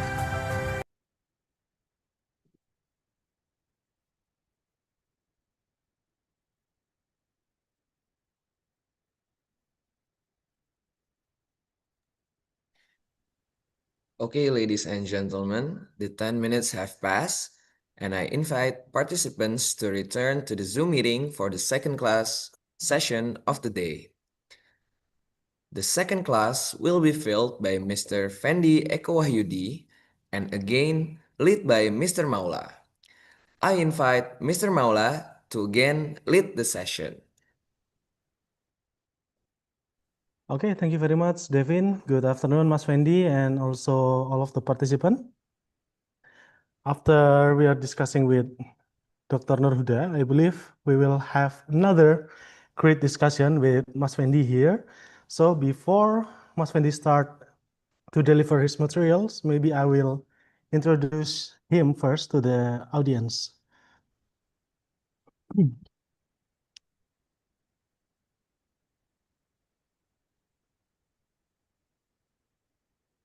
Okay. Oh yeah. It's just Salam. Okay, so our second speaker for today's session is Mr. Fendi Eko Wahyudi. He is a lecturer in the Department of International Relations in Negoro, and he is my senior as well. He earned both of his undergraduate and master degree from the International Relations Department of Universitas Airlangga in Indonesia. And he is an expert in the study of globalization and also transnationalism. And today he will deliver the material about globalization, globalization, deglobalization, and transnational organized crime. And Mas Fendi also very experienced researcher as he often engaged with the RSIS as well in joint research scheme, and also he has a lot of academic publication as well. So it will be a very nice discussion we will have today. Without further ado, for Mas Fendi, the time and screen is yours. Okay, thank you so much, Mas Maula. Am I audible? Yeah, Mas Fendi, loud and clear. Okay, thank you so much. So I think first of all, I would like to thanks to the committee. It is great opportunity to present here at the International Relations Department of Undip 2025 Summer Course. So actually it's kind of confusing for me because actually we already have Mas Nur Huda Ismail. So actually we don't need another speaker because he's more than enough to explain many things about these topics gitu ya. So I think, and also salam kenal Mas Nur Huda if you are still in this forum. So I think it is great opportunity. I join your several minutes of your last session. I think that's very interesting discussion. Hopefully in the future we can have direct collaboration because normally I get used to interact with your college from Indonesia program, Mas Alex and Pak Leonard. So maybe one day, hopefully, we can have joint collaboration with Undip as well. So the committee asked me to talk about globalization and transnational crime, and I'm glad to share some insight on that topics. And hopefully, it is gonna be bring some lively discussions, same like with Mas Nur Huda. So I give this presentation, the title is about globalization and transnational crime. So in this presentation, I want to frame how do we understand globalization in relation to the rise of transnational crime, maybe including terrorism, like we already discussed. So we often hear about also the phenomenon of deglobalization, and how the current age of AI, like I followed the discussion previously, is shifting the nature of this crime. So we try to understand because me, as international relations scholars, I've been trained to try to understand like the engineer, understand the machine. So I try to imagine that international relation is itself, or the world that we are living nowadays, is kind of machine. So I try to understand how does this machine work, and then what are the shifts, and then try to understand how to deal with this. So okay, next slide, please.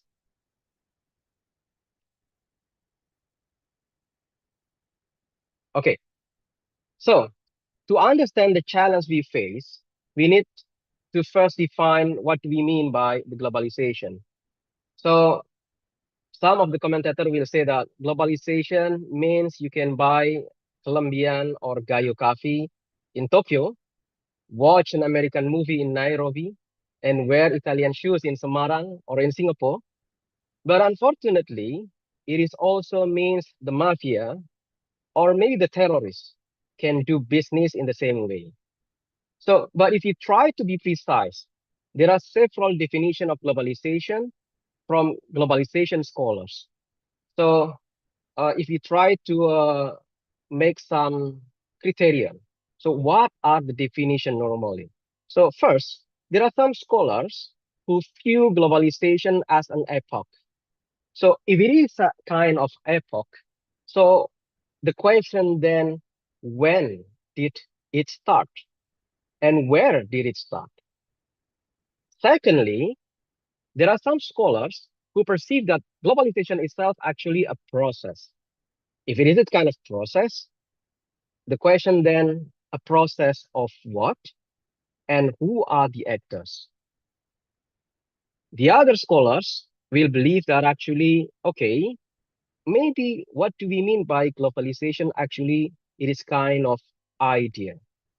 So if it is kind of idea, the question then, what kind of idea it is? And then by who, or who the proponent of these ideas? Okay, next slide. Next slide, please.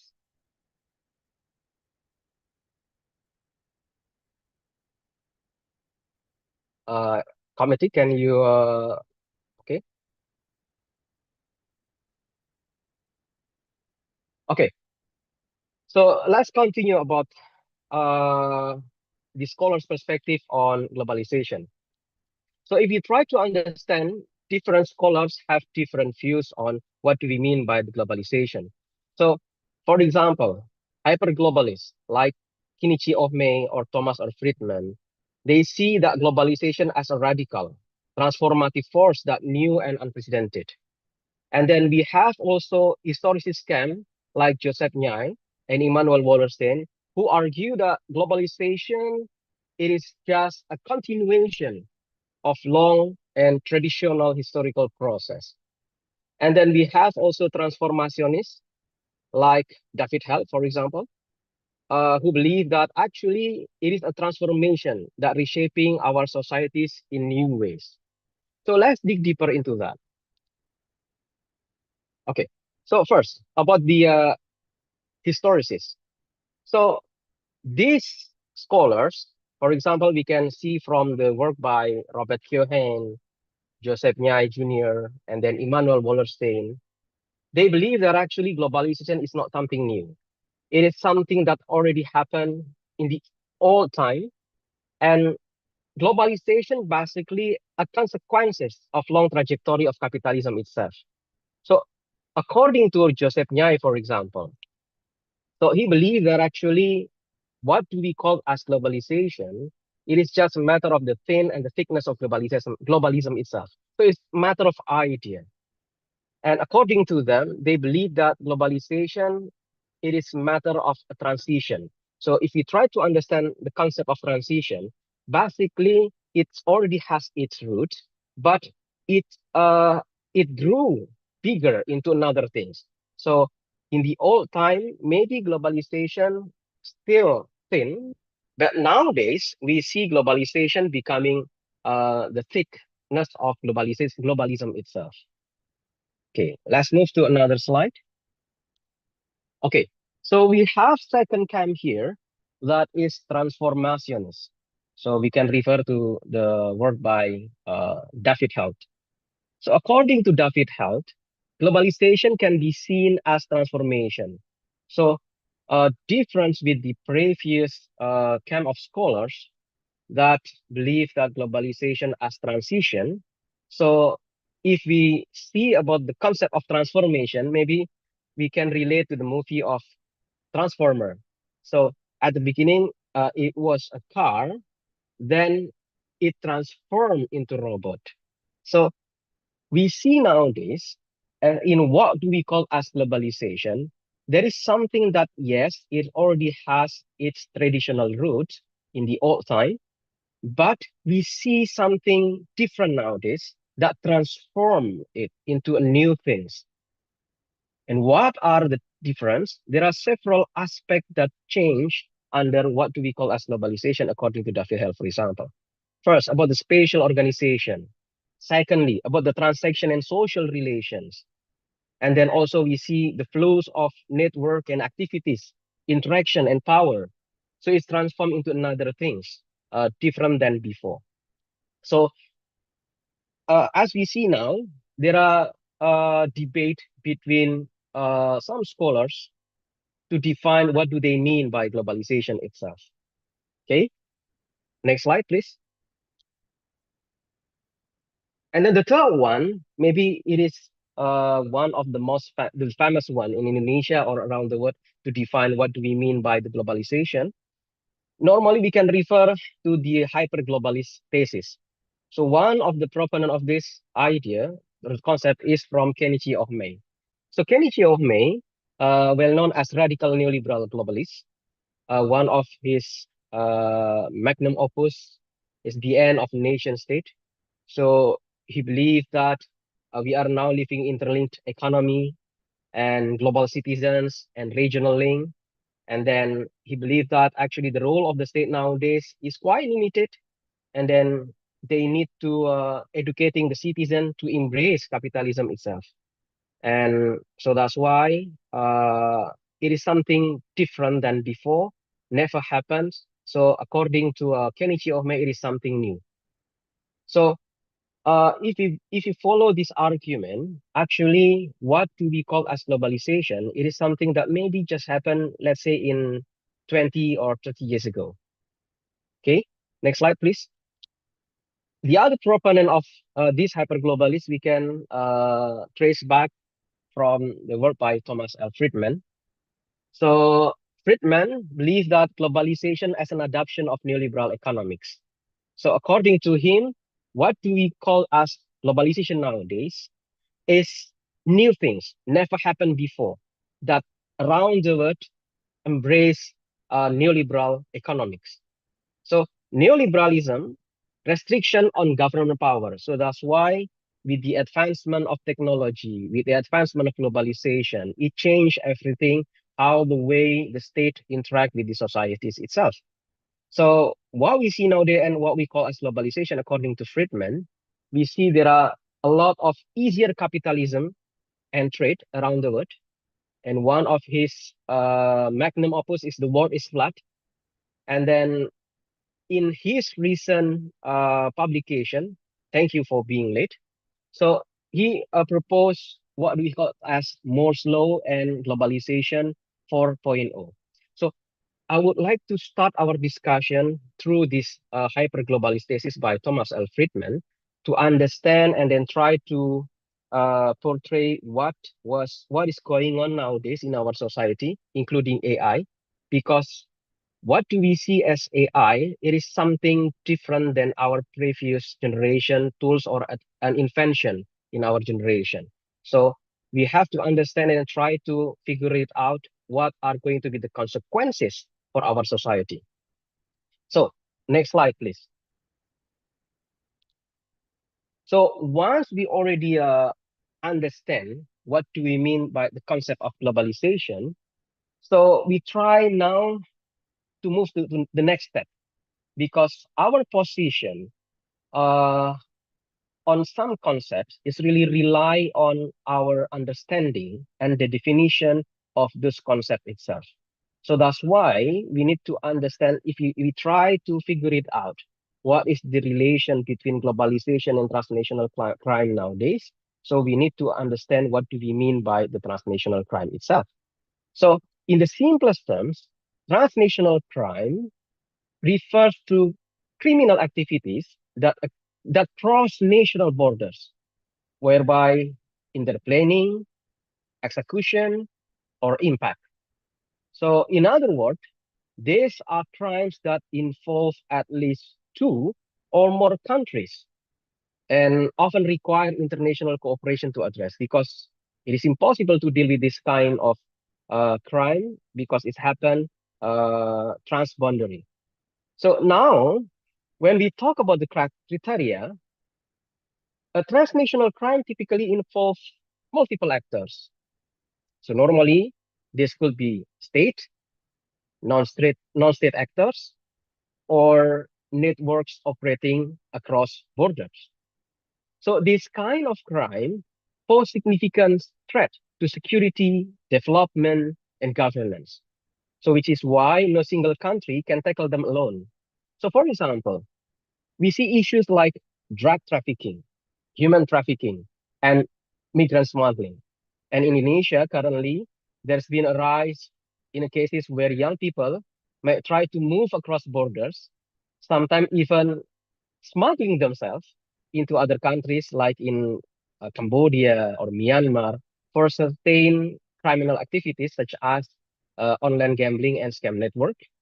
And it is quite shocking for me because, yeah, according to them, they have no other option rather than doing that, because in Indonesia, unfortunately, they have no better option for that.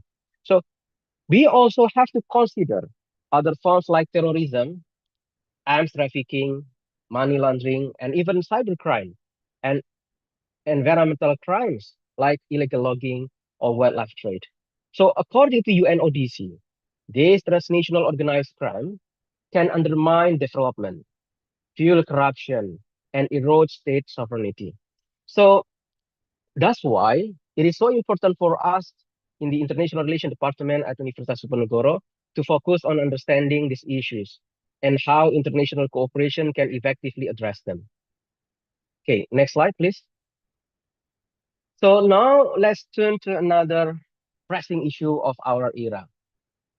So in recent years, the landscape of what so we call as globalization previously has experienced significant shocks, especially in the wake of what we call as Trump 1.0 and 2.0 periods.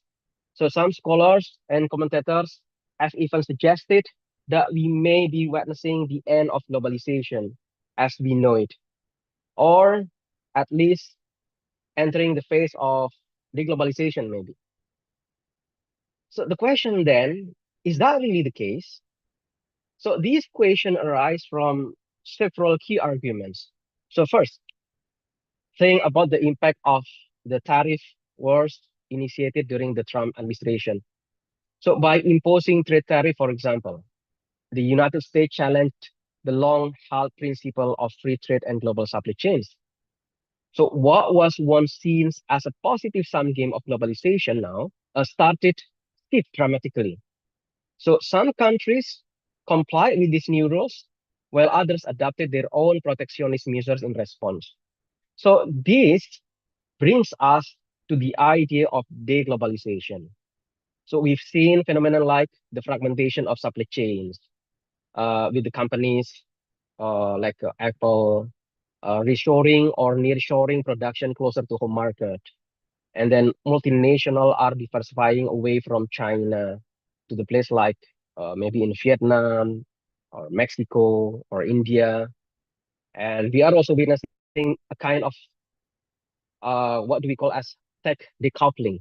So where the digital economy is splitting into US-centered and China-centered ecosystem. So in other words, it is not just about moving factories anymore. It is about a new kind of technological rivalry. So sometimes called a chip war or AI war as major powers navigating this era of decoupling. So that's the landscape we are looking at, and it is fascinating shift to consider. So based on that assumption, I think it is normal that we see a change or shift right away in our era of globalization. So next slide, please. Okay, so based on those arguments, some commentators and perhaps many of us might think that we are entering the so-called deglobalization era. So it means the thesis of deglobalization is correct. But my take is a bit different on that. So I try to follow and I believe it is not really the end of globalization at all. Instead, it is more like what hyperglobalists like Thomas Friedman have pointed out. So later on, we are going to relate it with the consequences of it toward the transnational crime and also AI that we already discussed previously in the previous session. So in Friedman's view, for example, so the world is becoming flatter, not in the sense that globalization is revising, but that is evolving. So we are seeing a new phase that is what we call as globalization 4.0, driven by exponential technological growth, advance in AI, and the Internet of Things. So this shift doesn't mean globalization is fading away, rather it's transforming the way we live. And yes, it's even reshaping how transnational crimes and organized and carried out. So in other words, these technological advances are influencing all this dynamic in real time. Okay, next slide. So, okay, here's about globalization 4.0. So basically, the idea of globalization 4.0, it is kind of continuum uh, for the industrial revolution. So there is what is called as Moore's law.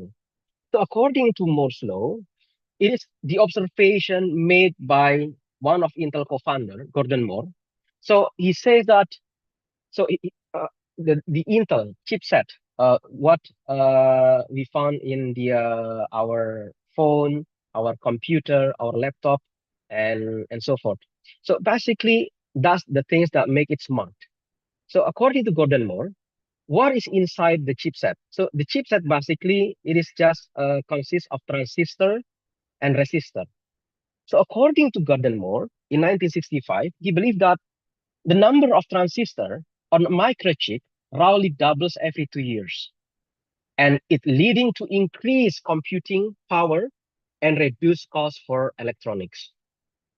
So that's why now we can see that our gadget becoming very smart, smarter than ever, and then yet it is very efficient in the context of energy, and then to produce or to acquire it, it is not, it's going to be cheaper by the time. So for example, the first time AI, so I try to relate our discussion about the AI later on. So it was in 1997, the first AI defeated a reigning world chess champion, Garry Kasparov. So now, if you want to try to compete with I think it's going to be impossible. If it is just a matter to make faster, who is the faster, who is going to be the smarter? I think yes, definitely the answer would be the AI. Next slide, please. So here are several impacts of that globalization 4.0. So there are some positive impact, and of course there are some negative impact. So I would start from the positive impact. So the consequences of what do we call as globalization 4.0, AI, Internet of Things, and so on, like the thesis of hyperglobalists. So nowadays we see technology becoming rich and rich. So I mean, it is becoming very sophisticated, and then the cost to acquire it becoming less and becoming cheaper. So that's why the richness, it is becoming reachable to everyone. Unfortunately, including for a good purpose, but also including for transnational crime activities. Secondly, we see equaling the playing field. So even though, yes, like Mas Nur Huda mentioned previously, that Singaporean comparing to Indonesian or the rest of the world, maybe Singapore, if I'm not mistaken, is the most competitive country. If it is not number one, it's number two. So of course, if you try to compare, let's say, to the other countries, they are more competitive than us. But thanks to AI nowadays, to reach this kind of competitiveness, it is not that complicated comparing to the ancient time. Because AI help us for doing many things. We can learn many things right away. So that's why Gen Z generation, normally you are very AI literated, easily to acquire new skills. And then thanks to AI, we have intelligent assistant nowadays. And then if we try to follow the trajectories of this AI, let's say mention it GPT, for example. Now we have GPT-5. So it's kind of bring like Eureka effect. So if you try to explore how far it can go and what kind of things that they can do, it is something that unpredictable, unimaginable, let's say even just last year or 2 years ago. So that's one of the positive impact of this 4.0. But unfortunately, it is also comes with some problems like cybercrime automation. So nowadays, yeah, thanks to AI again, AI can be misused to create more sophisticated phishing, hacking, or ransomware attacks that are harder to detect. So that's normal nowadays. In our social media, there are a lot of people, especially in the millennial or baby boomers generation, who are shocked and awed by these things. So according to them, they don't know because their WhatsApp being hacked, their social media being hacked, and then and so forth and so on. And then the other thing, for example, transnational crime that also rose caused by this 4.0. For example, we see now deepfakes and misinformation, AI generated videos and voice now becoming very smart and very sophisticated, so unimaginable previously. And unfortunately, it can be used also for bad causes like propaganda for, let's say, the terrorist group or another crime mechanism. And then they can do it shockingly, amazingly, realistically. Okay. Next slide, please. And then the other negative impact, name it, let's say, money laundering, dark web, illicit trafficking network. And then unfortunately, until nowadays, we still quite confused how to deal with this. So we have, like the previous discussion in the previous session, there are some participants who are asking, so what should we do? Let's say in the level ASEAN. I mean, even in the level of nation, actually, we have still very weak regulation. And especially we try to compare uh, uh, uh, every single nation, let's say even in ASEAN. And the other problem may be related to our previous session is AI radicalization or terrorism grown. So now AI become the sole interpreter of the truth. So no, everyone can discuss with AI, and we don't know how is it going to be the result. So basically, this 4.0, especially I highlighted about the AI, it has a double-edged sword. So it can amplify transnational crime by giving criminals new tools, speed, and anonymity. But it can also strengthen global governance if states cooperate and apply AI ethically for law enforcement. So normally this problem of transnational crime that happen thanks to globalization 4.0. But I try to understand there is more than this actually that we have to pay attention. So next slide, please. So I try to understand about the nature of AI itself. Maybe the AI itself actually the source of this all of this problem. So let's talk about the nature of AI.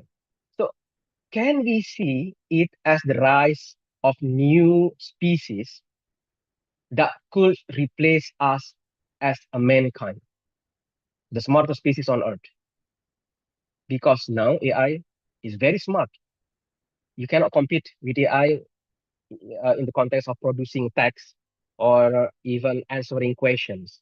So what does it mean then to be human right now? So I think to answer this question, actually, one of the source of transnational crime may be happen in our society. So to be aware of that, for the first time, we have real competition on the planet. And we have been the most intelligent species by far for hundreds of years. And because of that, we as mankind, being the absolute rulers of the planet and of the ecosystem. And now we are creating something that could compete with us in the very near future. That is AI. So the most important thing to know about AI is whereby it is just a tools like previous toolkit that we made, or is it something else? So my take is this: maybe AI that is not a tool like all previous human inventions. So some scholars believe that actually it is an agent. It is not a tool. An agent in the sense that it can make decision independently of us, and it can invent new ideas. It can learn and change by itself. Maybe we are not in that level yet right now, but in the following years, maybe it is going to be happen. So, for example, all previous human inventions, you know, whereby a printing press or atomic bomb, they are tools that empower us. So they needed us. They need us because a printing press cannot write books by itself, and it cannot decide which books to print. An atom bomb, for example, cannot invent the next more powerful bomb. And an atom bomb cannot decide what to attack. But when we are talking about AI, conversely, an AI weapon can decide by itself which target to attack and design the next generation of weapon by itself. So let's imagine that AI is a baby, for example, or kid. Yeah, because it learned from us. So uh, what do we understand about the process of learning? So you cannot expect to lie and cheat and have benevolent AI in the same time because it's learning from you. So, for example, there is a big discussion around the world about AI alignment. Okay, we are creating this increasingly super intelligent, very powerful uh, new agents, AI. So the question then, how do we make sure that this agent remain aligned with human goals and with the benefit of humanity, that they do what is good for us? And so there is a lot of research, for example, and a lot of effort focused on the idea that if we can design this AI in certain way, if we can teach them certain principle, if we can code into them certain goals, then we will be safe. But there are two main problems with this approach. First of all, again, the very definition of AI. So according to me, AI is that it can learn and change by itself. It's different than previous machine. So if you have a machine, let's say, that can act automatically, but it only following pre-programmed orders. So imagine that we have a coffee machine or printer. So it can do something automatically, produce coffee or print a paper, but it cannot decide or invent anything by itself. It is non-AI. It is not AI. So when you design an AI, by definition, this thing is going to do all kinds of things which you cannot anticipate. So if you can anticipate everything it will do, it is by definition, it is not an AI. So that's one of problems. So actually, we see the nature of AI different than previous machine. The other even bigger problem, number two, that we can think about AI like a baby or a child. And uh, me myself try, hopefully I'm going to be successful to educate my children. But from the story, you can educate a child to the best of your ability, and he or she will still surprise you for better or for worse. So no matter how much you invest in their education, they are still independent agents. So they might eventually do something which will surprise you or maybe even horrify you. So the other thing is, everybody who has any knowledge of education know that in the education of children, it matters far less what you tell them than what you do. So it matters far more what you do. Okay. So if you tell your kids, hey kids, please don't lie or don't be mean, and then your kids watch us lying to the other people, they will copy our behavior, not our instructions.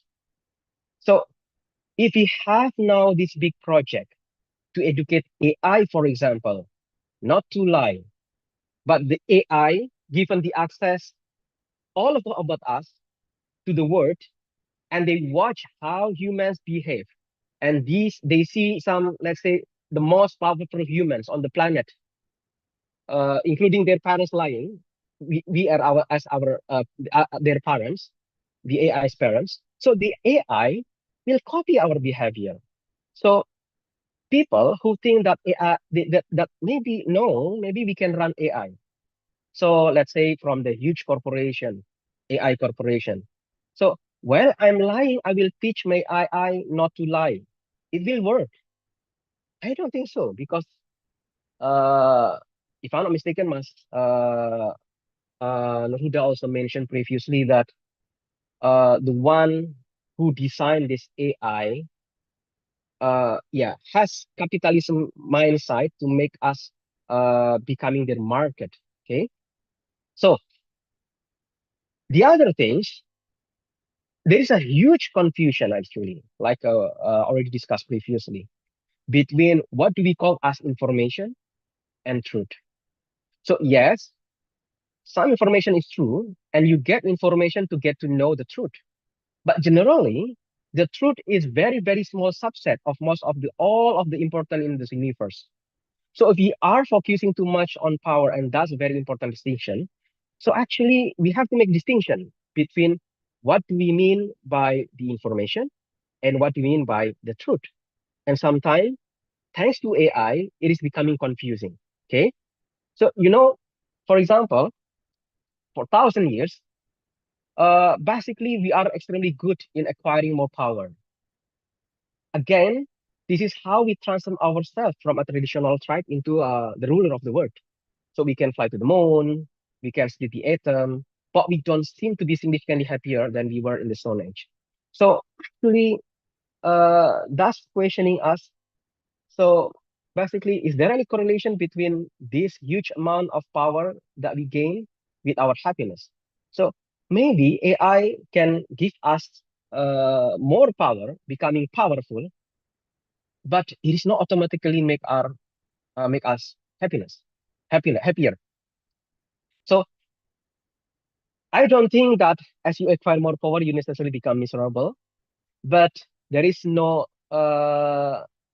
yes, it can be together, but it doesn't necessarily to go together.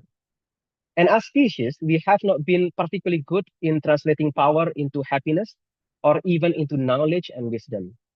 So again, we tend to confuse intelligence with knowledge and maybe also with the truth. So this is the question for us as the most intelligent species maybe on the planet right now. So, and unfortunately, we are also the most delusional species and maybe also most self-destructive. So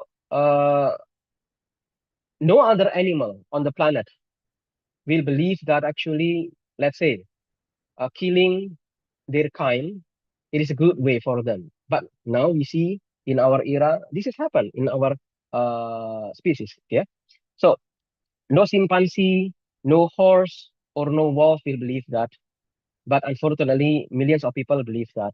And they believe it so strongly that they actually go and kill people, and they expect that the result will be rewarded in paradise or whatever is that. So that's also happened in what Mas Maruda mentioned previously about the radicalization and terrorism in Indonesia. So I think the question then, how far and then how is it going to be the direction of this AI? If maybe it will bring this kind of situation.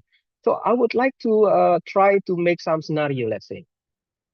Where is the field that gonna be the easiest field to adopt AI? So for example, I think the easiest field is business. So for example, uh, in the context of business, so they lead uh, and only a small portion of AI can be used in the context of business. Most it was moderately or not at all. Yeah, you can speak, uh, let's say, if business already embrace AI, is there any big change in the field of business or whereby AI brings significant impact on their business? I think it depends on their business. But in most fields, again, the question is one of time of scale. You know, for example, uh, if we are see in the context of business, we have the problem, the perception of time gap. So according to us, maybe we believe that actually, yeah, I see the revolution of AI, but actually we don't see any big difference in our society. So that's what we call as the gap, time gap of the change. Yeah. But actually, if we try to understand it deeper, actually we face a more and more complicated result uh, because of this AI. So, for example, in the concept of finance, business and finance, because I think finance is going to very quickly to take over the financial system if it's using AI, because finance is the ideal playing ground for AI. It is purely an informational realm. So if you want to have an AI self-driving vehicle, for example, on the road, which have been promised again and again by electric vehicle and so forth and so on, but still not here yet. But if you go around, let's say Singapore or in Indonesia, we don't see this 10 or 1,000 of self-driving vehicles yet. So I think the problem is that for driving, we need to deal uh, with the massive physical world of pedestrian and holes in the roads and whatever. But in finance, it is only information in and information out. So it is much easier for an AI to master that. So let's say this finance try to embrace AI faster than the other field. So what happens to finance once AI, for instance, start inventing new financial device that human brain is simply incapable of dealing with because it's mathematically too complex. So for example, they can make their own profit by their own. So are we ready for that? The other things, for example, we are also to see AI changing even like religion. I think it's related to about radicalism. So at least as we see several religion based on texts like Islam, Christianity, and Judaism based on books. So they give ultimate authority to the text. Yeah, not to any human being. So and now until today, humans were nevertheless the main authority in these religions because the text could not speak. So the Bible, the Quran could not interpret itself. So the books could not answer your question right away. So you needed a human being as an intermediary. So what happens when you have an AI that can speak for itself? So AI becoming our chef or becoming our Jewish rabbi. So this AI, chef or ustad or rabbi, so it know all the texts of Judaism or Islam or Christianity because there are too many of them. So for the first time in history, there is something on the planet that is able to remember every single word in every writing, in every religion text in the last 2,000 years, let's say, and talk back to you and explain and defend its views. So is it possible? Yes, indeed, because I know that already maybe million of people do it. Maybe in the field of try to explain their religion belief, but I know people who go for home for now to for AIs for let's say to get psychological counseling. For example, making AI as their best friend. So like teenagers sometimes happen in school, and then they consult with the AI, and then what happened, and ask for advice about the relationships. So for example, this something that maybe we'll go further in the future, and then we are going to have AI for some purpose, let's say becoming the ustad or the jihadis, let's say, becoming the radicalists or whatever is that. And then they can defend and they can engage with the audience uh, right away, uh, intimately. So that's one of the problem. So so this based on this condition and situation, several AI tech CEOs, for example, Sundar Pichai from Google, for example.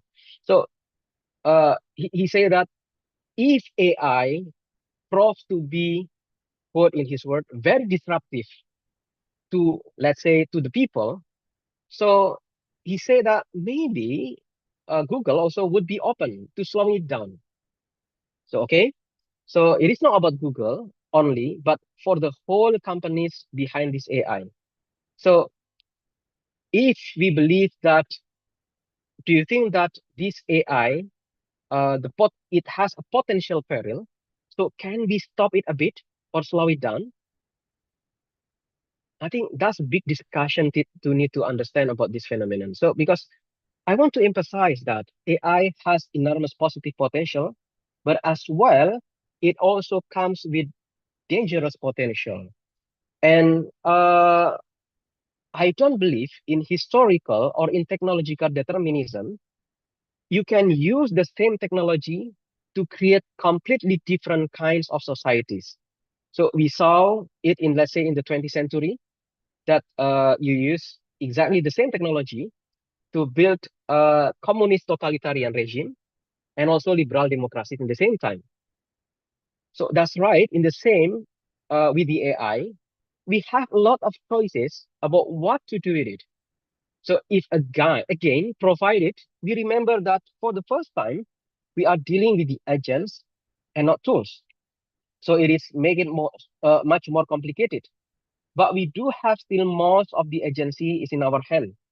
And the question of how we develop the technology, and even more importantly, how we deploy it. So we can make a lot of choices here. We have agency in how we move forward. So we don't have a choice that it has come. Yeah, we have power in how we use it and go through it. So the main problem is that how these kind of companies behind these AIs or countries that lead the AI revolution, they are have been locked into an arm race situation. So even they know that it would be better to slow down a bit about the AI, let's say to invest more in safety, to be careful about this or that potential development. So they are constantly afraid that if we slow down and they don't slow down, they will take over the world. So it's a matter of competition now becoming the chip or AI war. And the most important things is, let's say, I only have time to talk about one thing. The most important things is what we need to solve our own human problem instead of relying on AI to do it for us. So at the present moment, we see we have what some commentators say as trust problems. So trust is collapsing all over the world, but between countries and within our societies.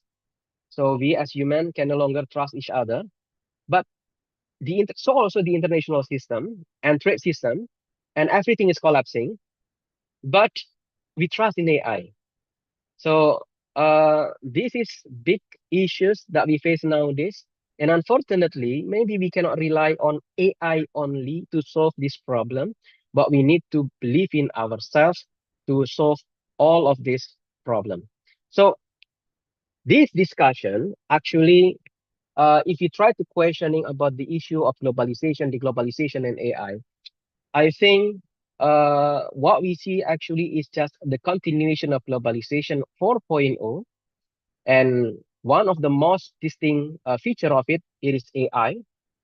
And if you try to relate it with the transnational crime, maybe it has a strong connection that maybe change or reshape the way we deal with the transnational crime. And even maybe we have to worry about the AI itself as a transnational agent that maybe it is one of the source of our problem actually. So shall we slow it down? I think that a big debate on that.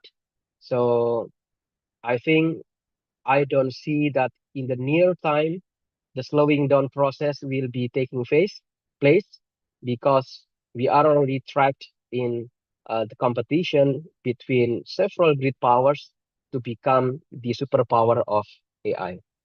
Yeah, I think that's all my takes. I give it back to Mas Maula.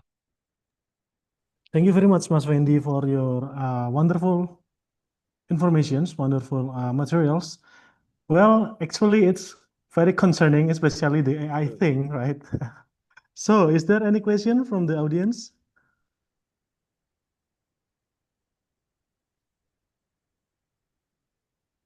Yeah, I think there is a question, yeah, in the Oh, chat. yeah, in the chat box.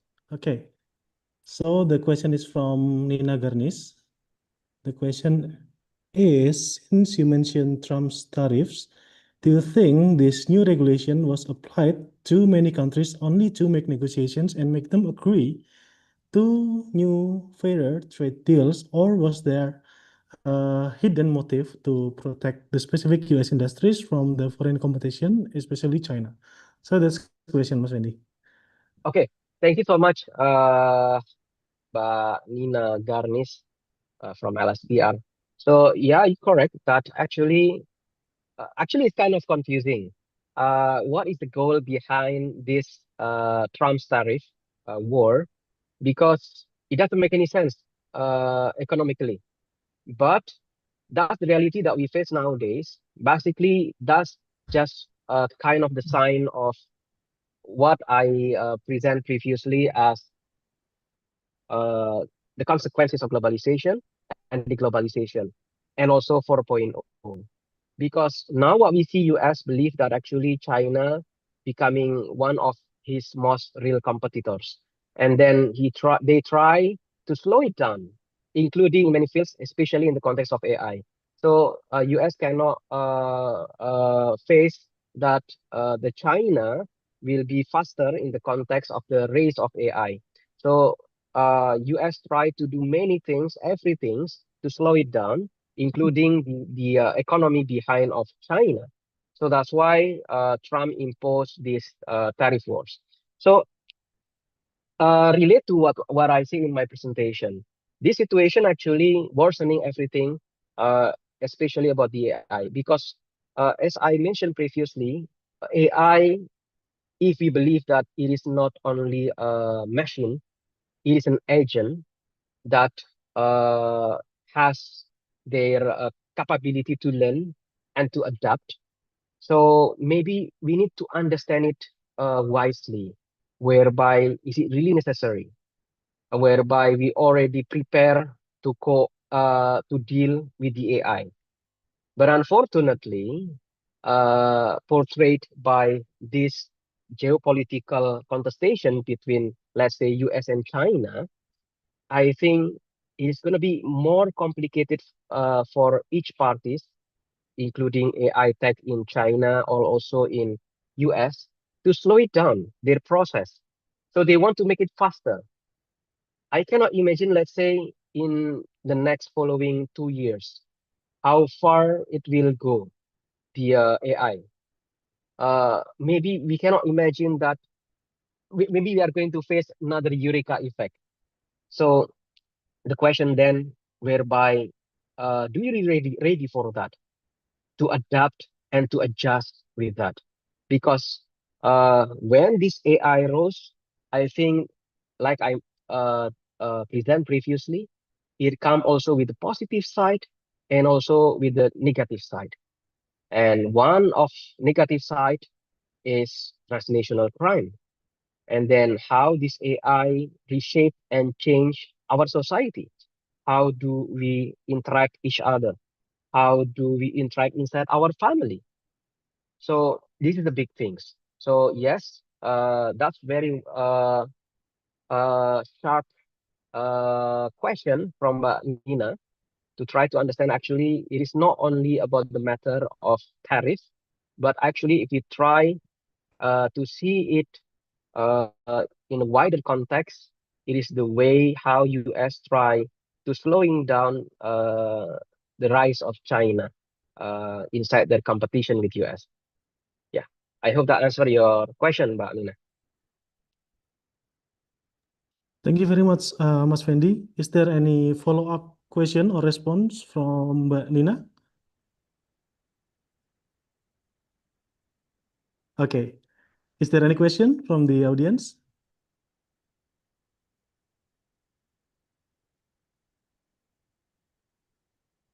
Okay, I think they are quite a little bit shy to ask question directly to you, Mas Fendi. But okay, I will also comment then if give my comment then if there is no question. So I Well, think that's actually, the same way like Mas Nur Huda. So maybe we just need to ask the question to AI, and then they oh gonna yeah. give us answer better and even more sophisticated than us. Yeah. Oh yeah, but actually that point is quite concerning, Mas Fendi. If you mentioned before that nowadays AI could take a role as like ustad or maybe rabbi and pastor, religious leader lah. Okay, it raised a quite serious ethical concern. Is that uh, could be interpreted as a positive, positive thing because everyone could access to religious literature, or it otherwise it could it could like downgrade the legitimacy of the true religious leader and religious sources. How do you perceive it, Mas Windy? Okay. Okay. Thank you so much, Mas Maula. That's very interesting topics. So actually, yes, indeed, maybe some religious leader will lose their position and then being replaced by AI. I think that's one of the small issues. But the more important issue, I think, uh, the way this AI will start being created.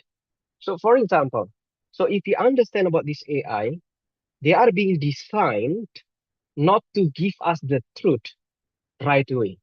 So they are being designed maybe if it is something rough to please us, to make us addicted to this platform because it is a product. They want they want us to consume it. So if that the case, maybe we can try. Maybe you can ask to your AI about many things and then try to guess whereby their answer will please you, or will they provide something truthfully that maybe even hurt yourself. So the problem then related to the online radicalization. So when we already have AI, and unfortunately maybe in the future it's going to be smarter, so we are going to raise up the issue of ethical things. So what if they already providing you, and then in the way uh, for pleasing you, so they are going to give the answer that make you happy. So what is the consequences then? You are going to get trapped through the algorithm scheme of this AI. So let's say when you are have the tendencies to follow, to agree about this radical perspective or radical literatures, so normally their answer gonna be uh, on those side only. So we'll get trapped on that. And we are not going to have the AI, one AI, but we are going to have many AIs. And then we still don't understand yet how is it going to be the consequences, the interaction between these many AIs with the many literatures or datas or training behind of it to interact with us. What are the consequences? Or even in the future, maybe, what are the consequences, the interaction between these different AIs? Let's say your AI and my AI. Maybe one day we can ask our AI to debate each other rather than us. So how is it going to be the society? I mean, uh, so if internet of things can bring a problem like online radicalizations or even violent terrorism, maybe AI will make it faster, deeper, smarter, and in a more intimate life. So actually, that's quite worrying situation. So actually, the case is not that our religious leader will be replaced by AI, but our society and belief system will shift the way AI developed.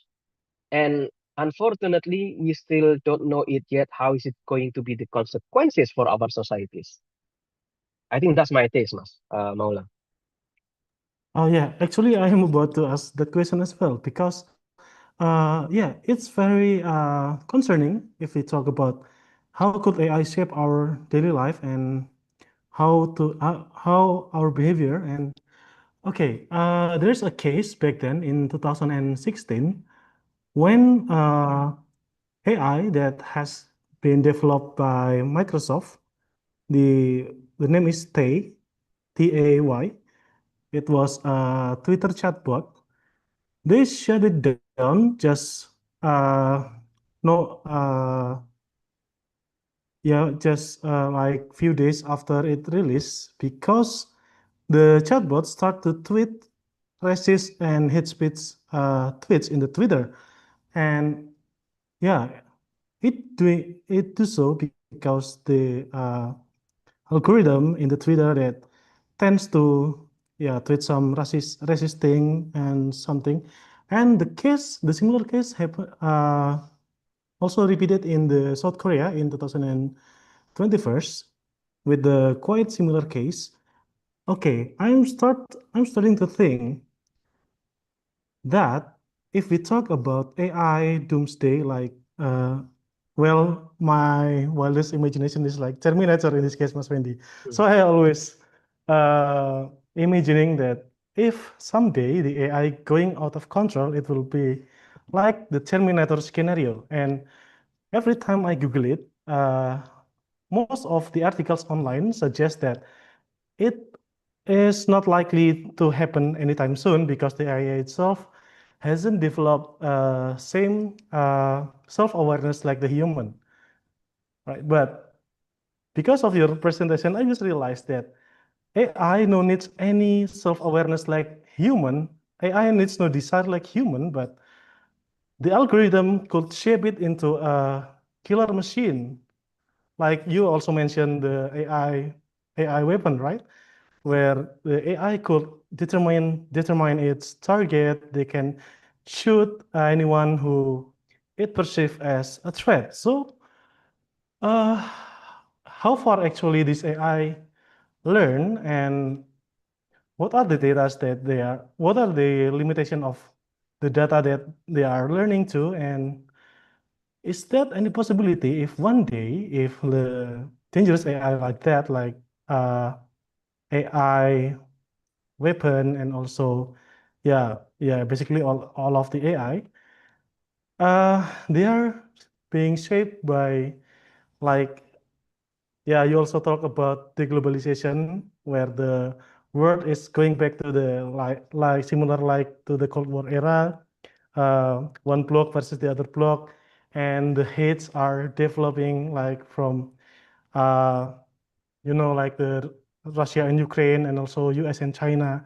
Okay, how if someday the AI is driven by the hatred itself and turn the AI into the like yeah, very dangerous weapon? What do you think? Yeah, that's very interesting point of view, Mas Maula. So that's why, unfortunately, the answer is we don't know it yet because how far it can go actually depend on us. Now it is under our control. But look, maybe we are imagining that AI just GPT, that it has some restriction, what things that we can discuss and what things that we cannot discuss. But actually, if you try to dig deeper about the world of AI, there are many AIs for many things with many unimaginable previously. So let's say imagine that one day behind this AI rely some conflicting international actors, or let's say talk about radicalization. So these radical group, for example, they use AI for their own. So they can shape, let's say, make AI using the perspective of Osama bin Laden, for example. So like actually you are going to talk with Osama bin Laden right away. And it is possible by AI. So you just need to train this AI, give some text of Osama bin Laden and so forth and so on. And then right away, you have direct conversation with Osama bin Laden or the other political actors, name it. So that's why I think these new frontiers in our era, I call it actually the development of AI becoming the transnational crime possibly in the future, that maybe we need to aware of it. And unfortunately, we still have no tendencies to deal with this because now we are getting trapped in the competition of AI between several great powers. And then unfortunately, there is no way back for them to slow it down because they aware that they worry that maybe the counterpart will go further than them. I think that's a big problem, and then we are stuck and get trapped on that. I think that's my take, Mas. Oh, okay, that's very interesting, Mas Wendy. So we could imply that maybe someday AI could be the perpetrators of the transnational crime itself. Oh, okay. So there is one participant who raised his hand, Dirgam Amir. You can open your microphone, please. Hello, Ms. Fendi.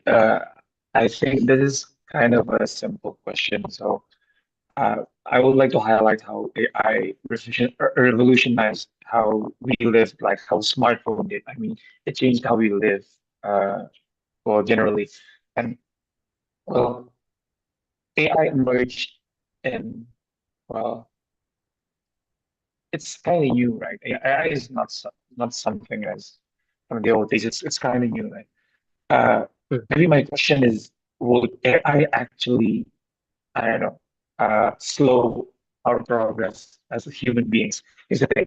Why am I asking this question? Is because I saw a joke on Twitter where uh, it said, uh, imagine a medical student graduating after making his or her thesis by just asking questions to AI rather than reading 800 pages of book. So maybe that's my question. Would it actually make us dumber in a way? That's maybe. Thank you. Yeah, thank you so much, Mas Dirgam. Yeah, so it is true that there is some quote that use it or lose it. So it is about our muscle. So when you are not lose it, you don't use it, you are going to lose it, right? So we normally when we don't use our muscle, it is getting smaller atrophy because we are not using it. I think that the same logic happen also with our brain. So use it or lose it. So I don't want our generation becoming lazier or not that smarter comparing to the previous generation, because reading, for example, if the muscle use it by conducting exercise, the exercise of our brain or intelligentsia is by reading one of the example of it. But nowadays, by using AI, you don't need to do exercise, but you already get the conclusion of this book. So it seems like you don't need to do exercise in the gym, but you already have a good body through the medicine or steroid and so forth. So that's one a big problem, I think. And then the other things about the ethical issues in your generations, we are very dependent on AI, even in your academic beginning year. Me, Mas Maula, we already passed those reading books, writing resume, writing review, generation, and so forth and so on. We did that, and then that's kind of exercise. But nowadays, you get the temptation to use AI in every single aspect, and then make you maybe no need to think like what we did in the ancient, in the old time, but you already get the conclusion. And maybe it will shape and change the way you think academically. And that's one of ethical consequences. So me, for example, if you try to read your my student reading, my student writings or assignments, it seems like maybe I cannot differentiate anymore, whereby you are using AI completely, or actually it's your style. If it is actually your style, so the problem is bigger than what I perceive. So if it is you just copy and then using AI, okay, that's fine. But actually your benchmark becoming the AI itself. So that's one of big question and then big problem in our society. So that's why actually one of the transnational crime issue in the future would be the AI itself. Maybe it's gonna be the global crime issues, yeah, like in the Terminator movies. I think that's my taste, Mas. Dirgam. Thank you so much, Mas Ben. Well, actually, it's quite tricky if we talk about AI in the academic field because, Mas Wendy, I've ever tried to write a essay, a paper, 100% ChatGPT generated, and I put it into Turnitin AI detector, and it got 0%. Meanwhile, I wrote a paper myself without any AI, and I checked it in another AI detector website. It got 40%. It's quite tricky, Okay. actually. Yeah, yeah, it is tricky or matter of our benchmark already shifting from genuine writing a magnum opus into shallow AI model product. So that's the things. So that's why what did I say that uh this is that worry me more, not how far AI can help us, but actually the question then whereby AI becoming our new standard or benchmark of everything. And if that the case, AI becoming the standard of human relation, AI becoming the standard of our academic field, becoming the standard of many things.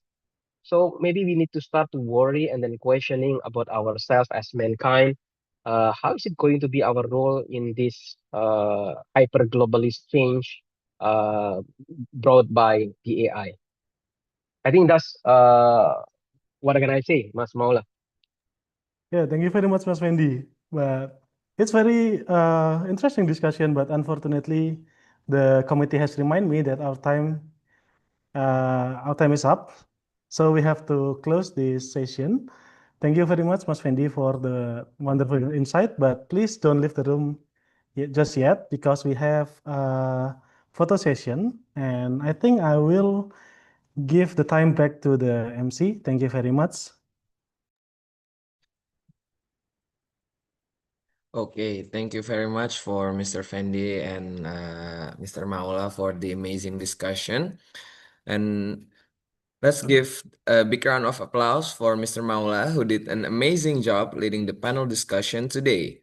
And thank you so much for Dr. Nurhuda Ismail and Mr. Fendi Eko Wahyudi. The presentation was top-notch. We all definitely learned a lot about prevention or counter-violent extremism and globalization and transnationalism crime. All right, everyone, listen up. We're diving headfirst into your final projects. For today's session, you need to start building the foundation of your project with a solid structure. First up, we've got the introduction. Introduce your topic and prior your knowledge and expectations. This is where you map out all your key points and subtopics, like building a roadmap for your chapter. And remember, we expect you to do so at least 40% of that assignment written out, although we don't ask for your draft assignment. You can ask us if you have any question of the assignment. Ladies and gentlemen, we finally have reached the end of the event.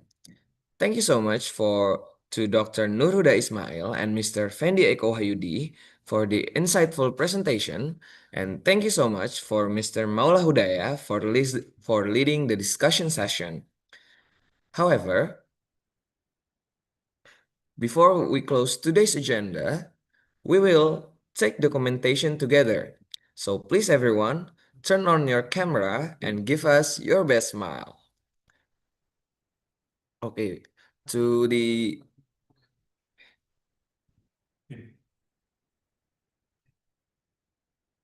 Okay, for the documentation team.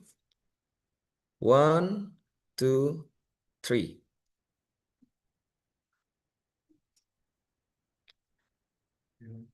One, two, three.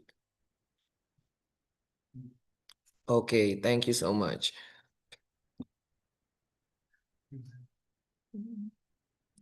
Okay, next up, please don't forget to fill in the link of attendance that has been sent by the committee in the comment section. Also, before we close this event, for the speakers, could you give us any closing statement? Maybe we'll start from Dr. Nurhida Ismail.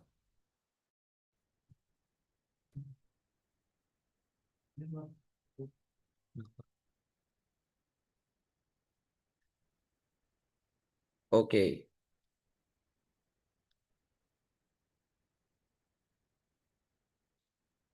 If that's so, please, for Mr. Fendi Eko Hayudi, please kindly give us your closing statement. Okay, thank you so much, Mas Devin. So once again, I think it is a big time in our era that we face many change or many shifts, and hopefully by joining this kind of activities like this summer course or another academy activities, we are not going to get lost into the jungle of this shift, but we try to adjust and be adaptive to this new phenomenon in our era. And hopefully we can utilize it in a good manner, in a good way, and we can be adaptive to this shift, what we face in our era nowadays. I think that's all. I give it back to the MC. Thank you so much. Okay, thank you so much to Mr. Fendi Eko Hayudi. All right, thank you so much for all the speakers. On behalf of the organizing committees, I would like to apologize if I have made any mistakes throughout the event. I hope today's session will be beneficial for all of us. Once again, thank you everyone for gracing our ceremony with your presence. I truly appreciate it. I wish you have a nice day and see you tomorrow in the next session. Good day everyone and see you tomorrow.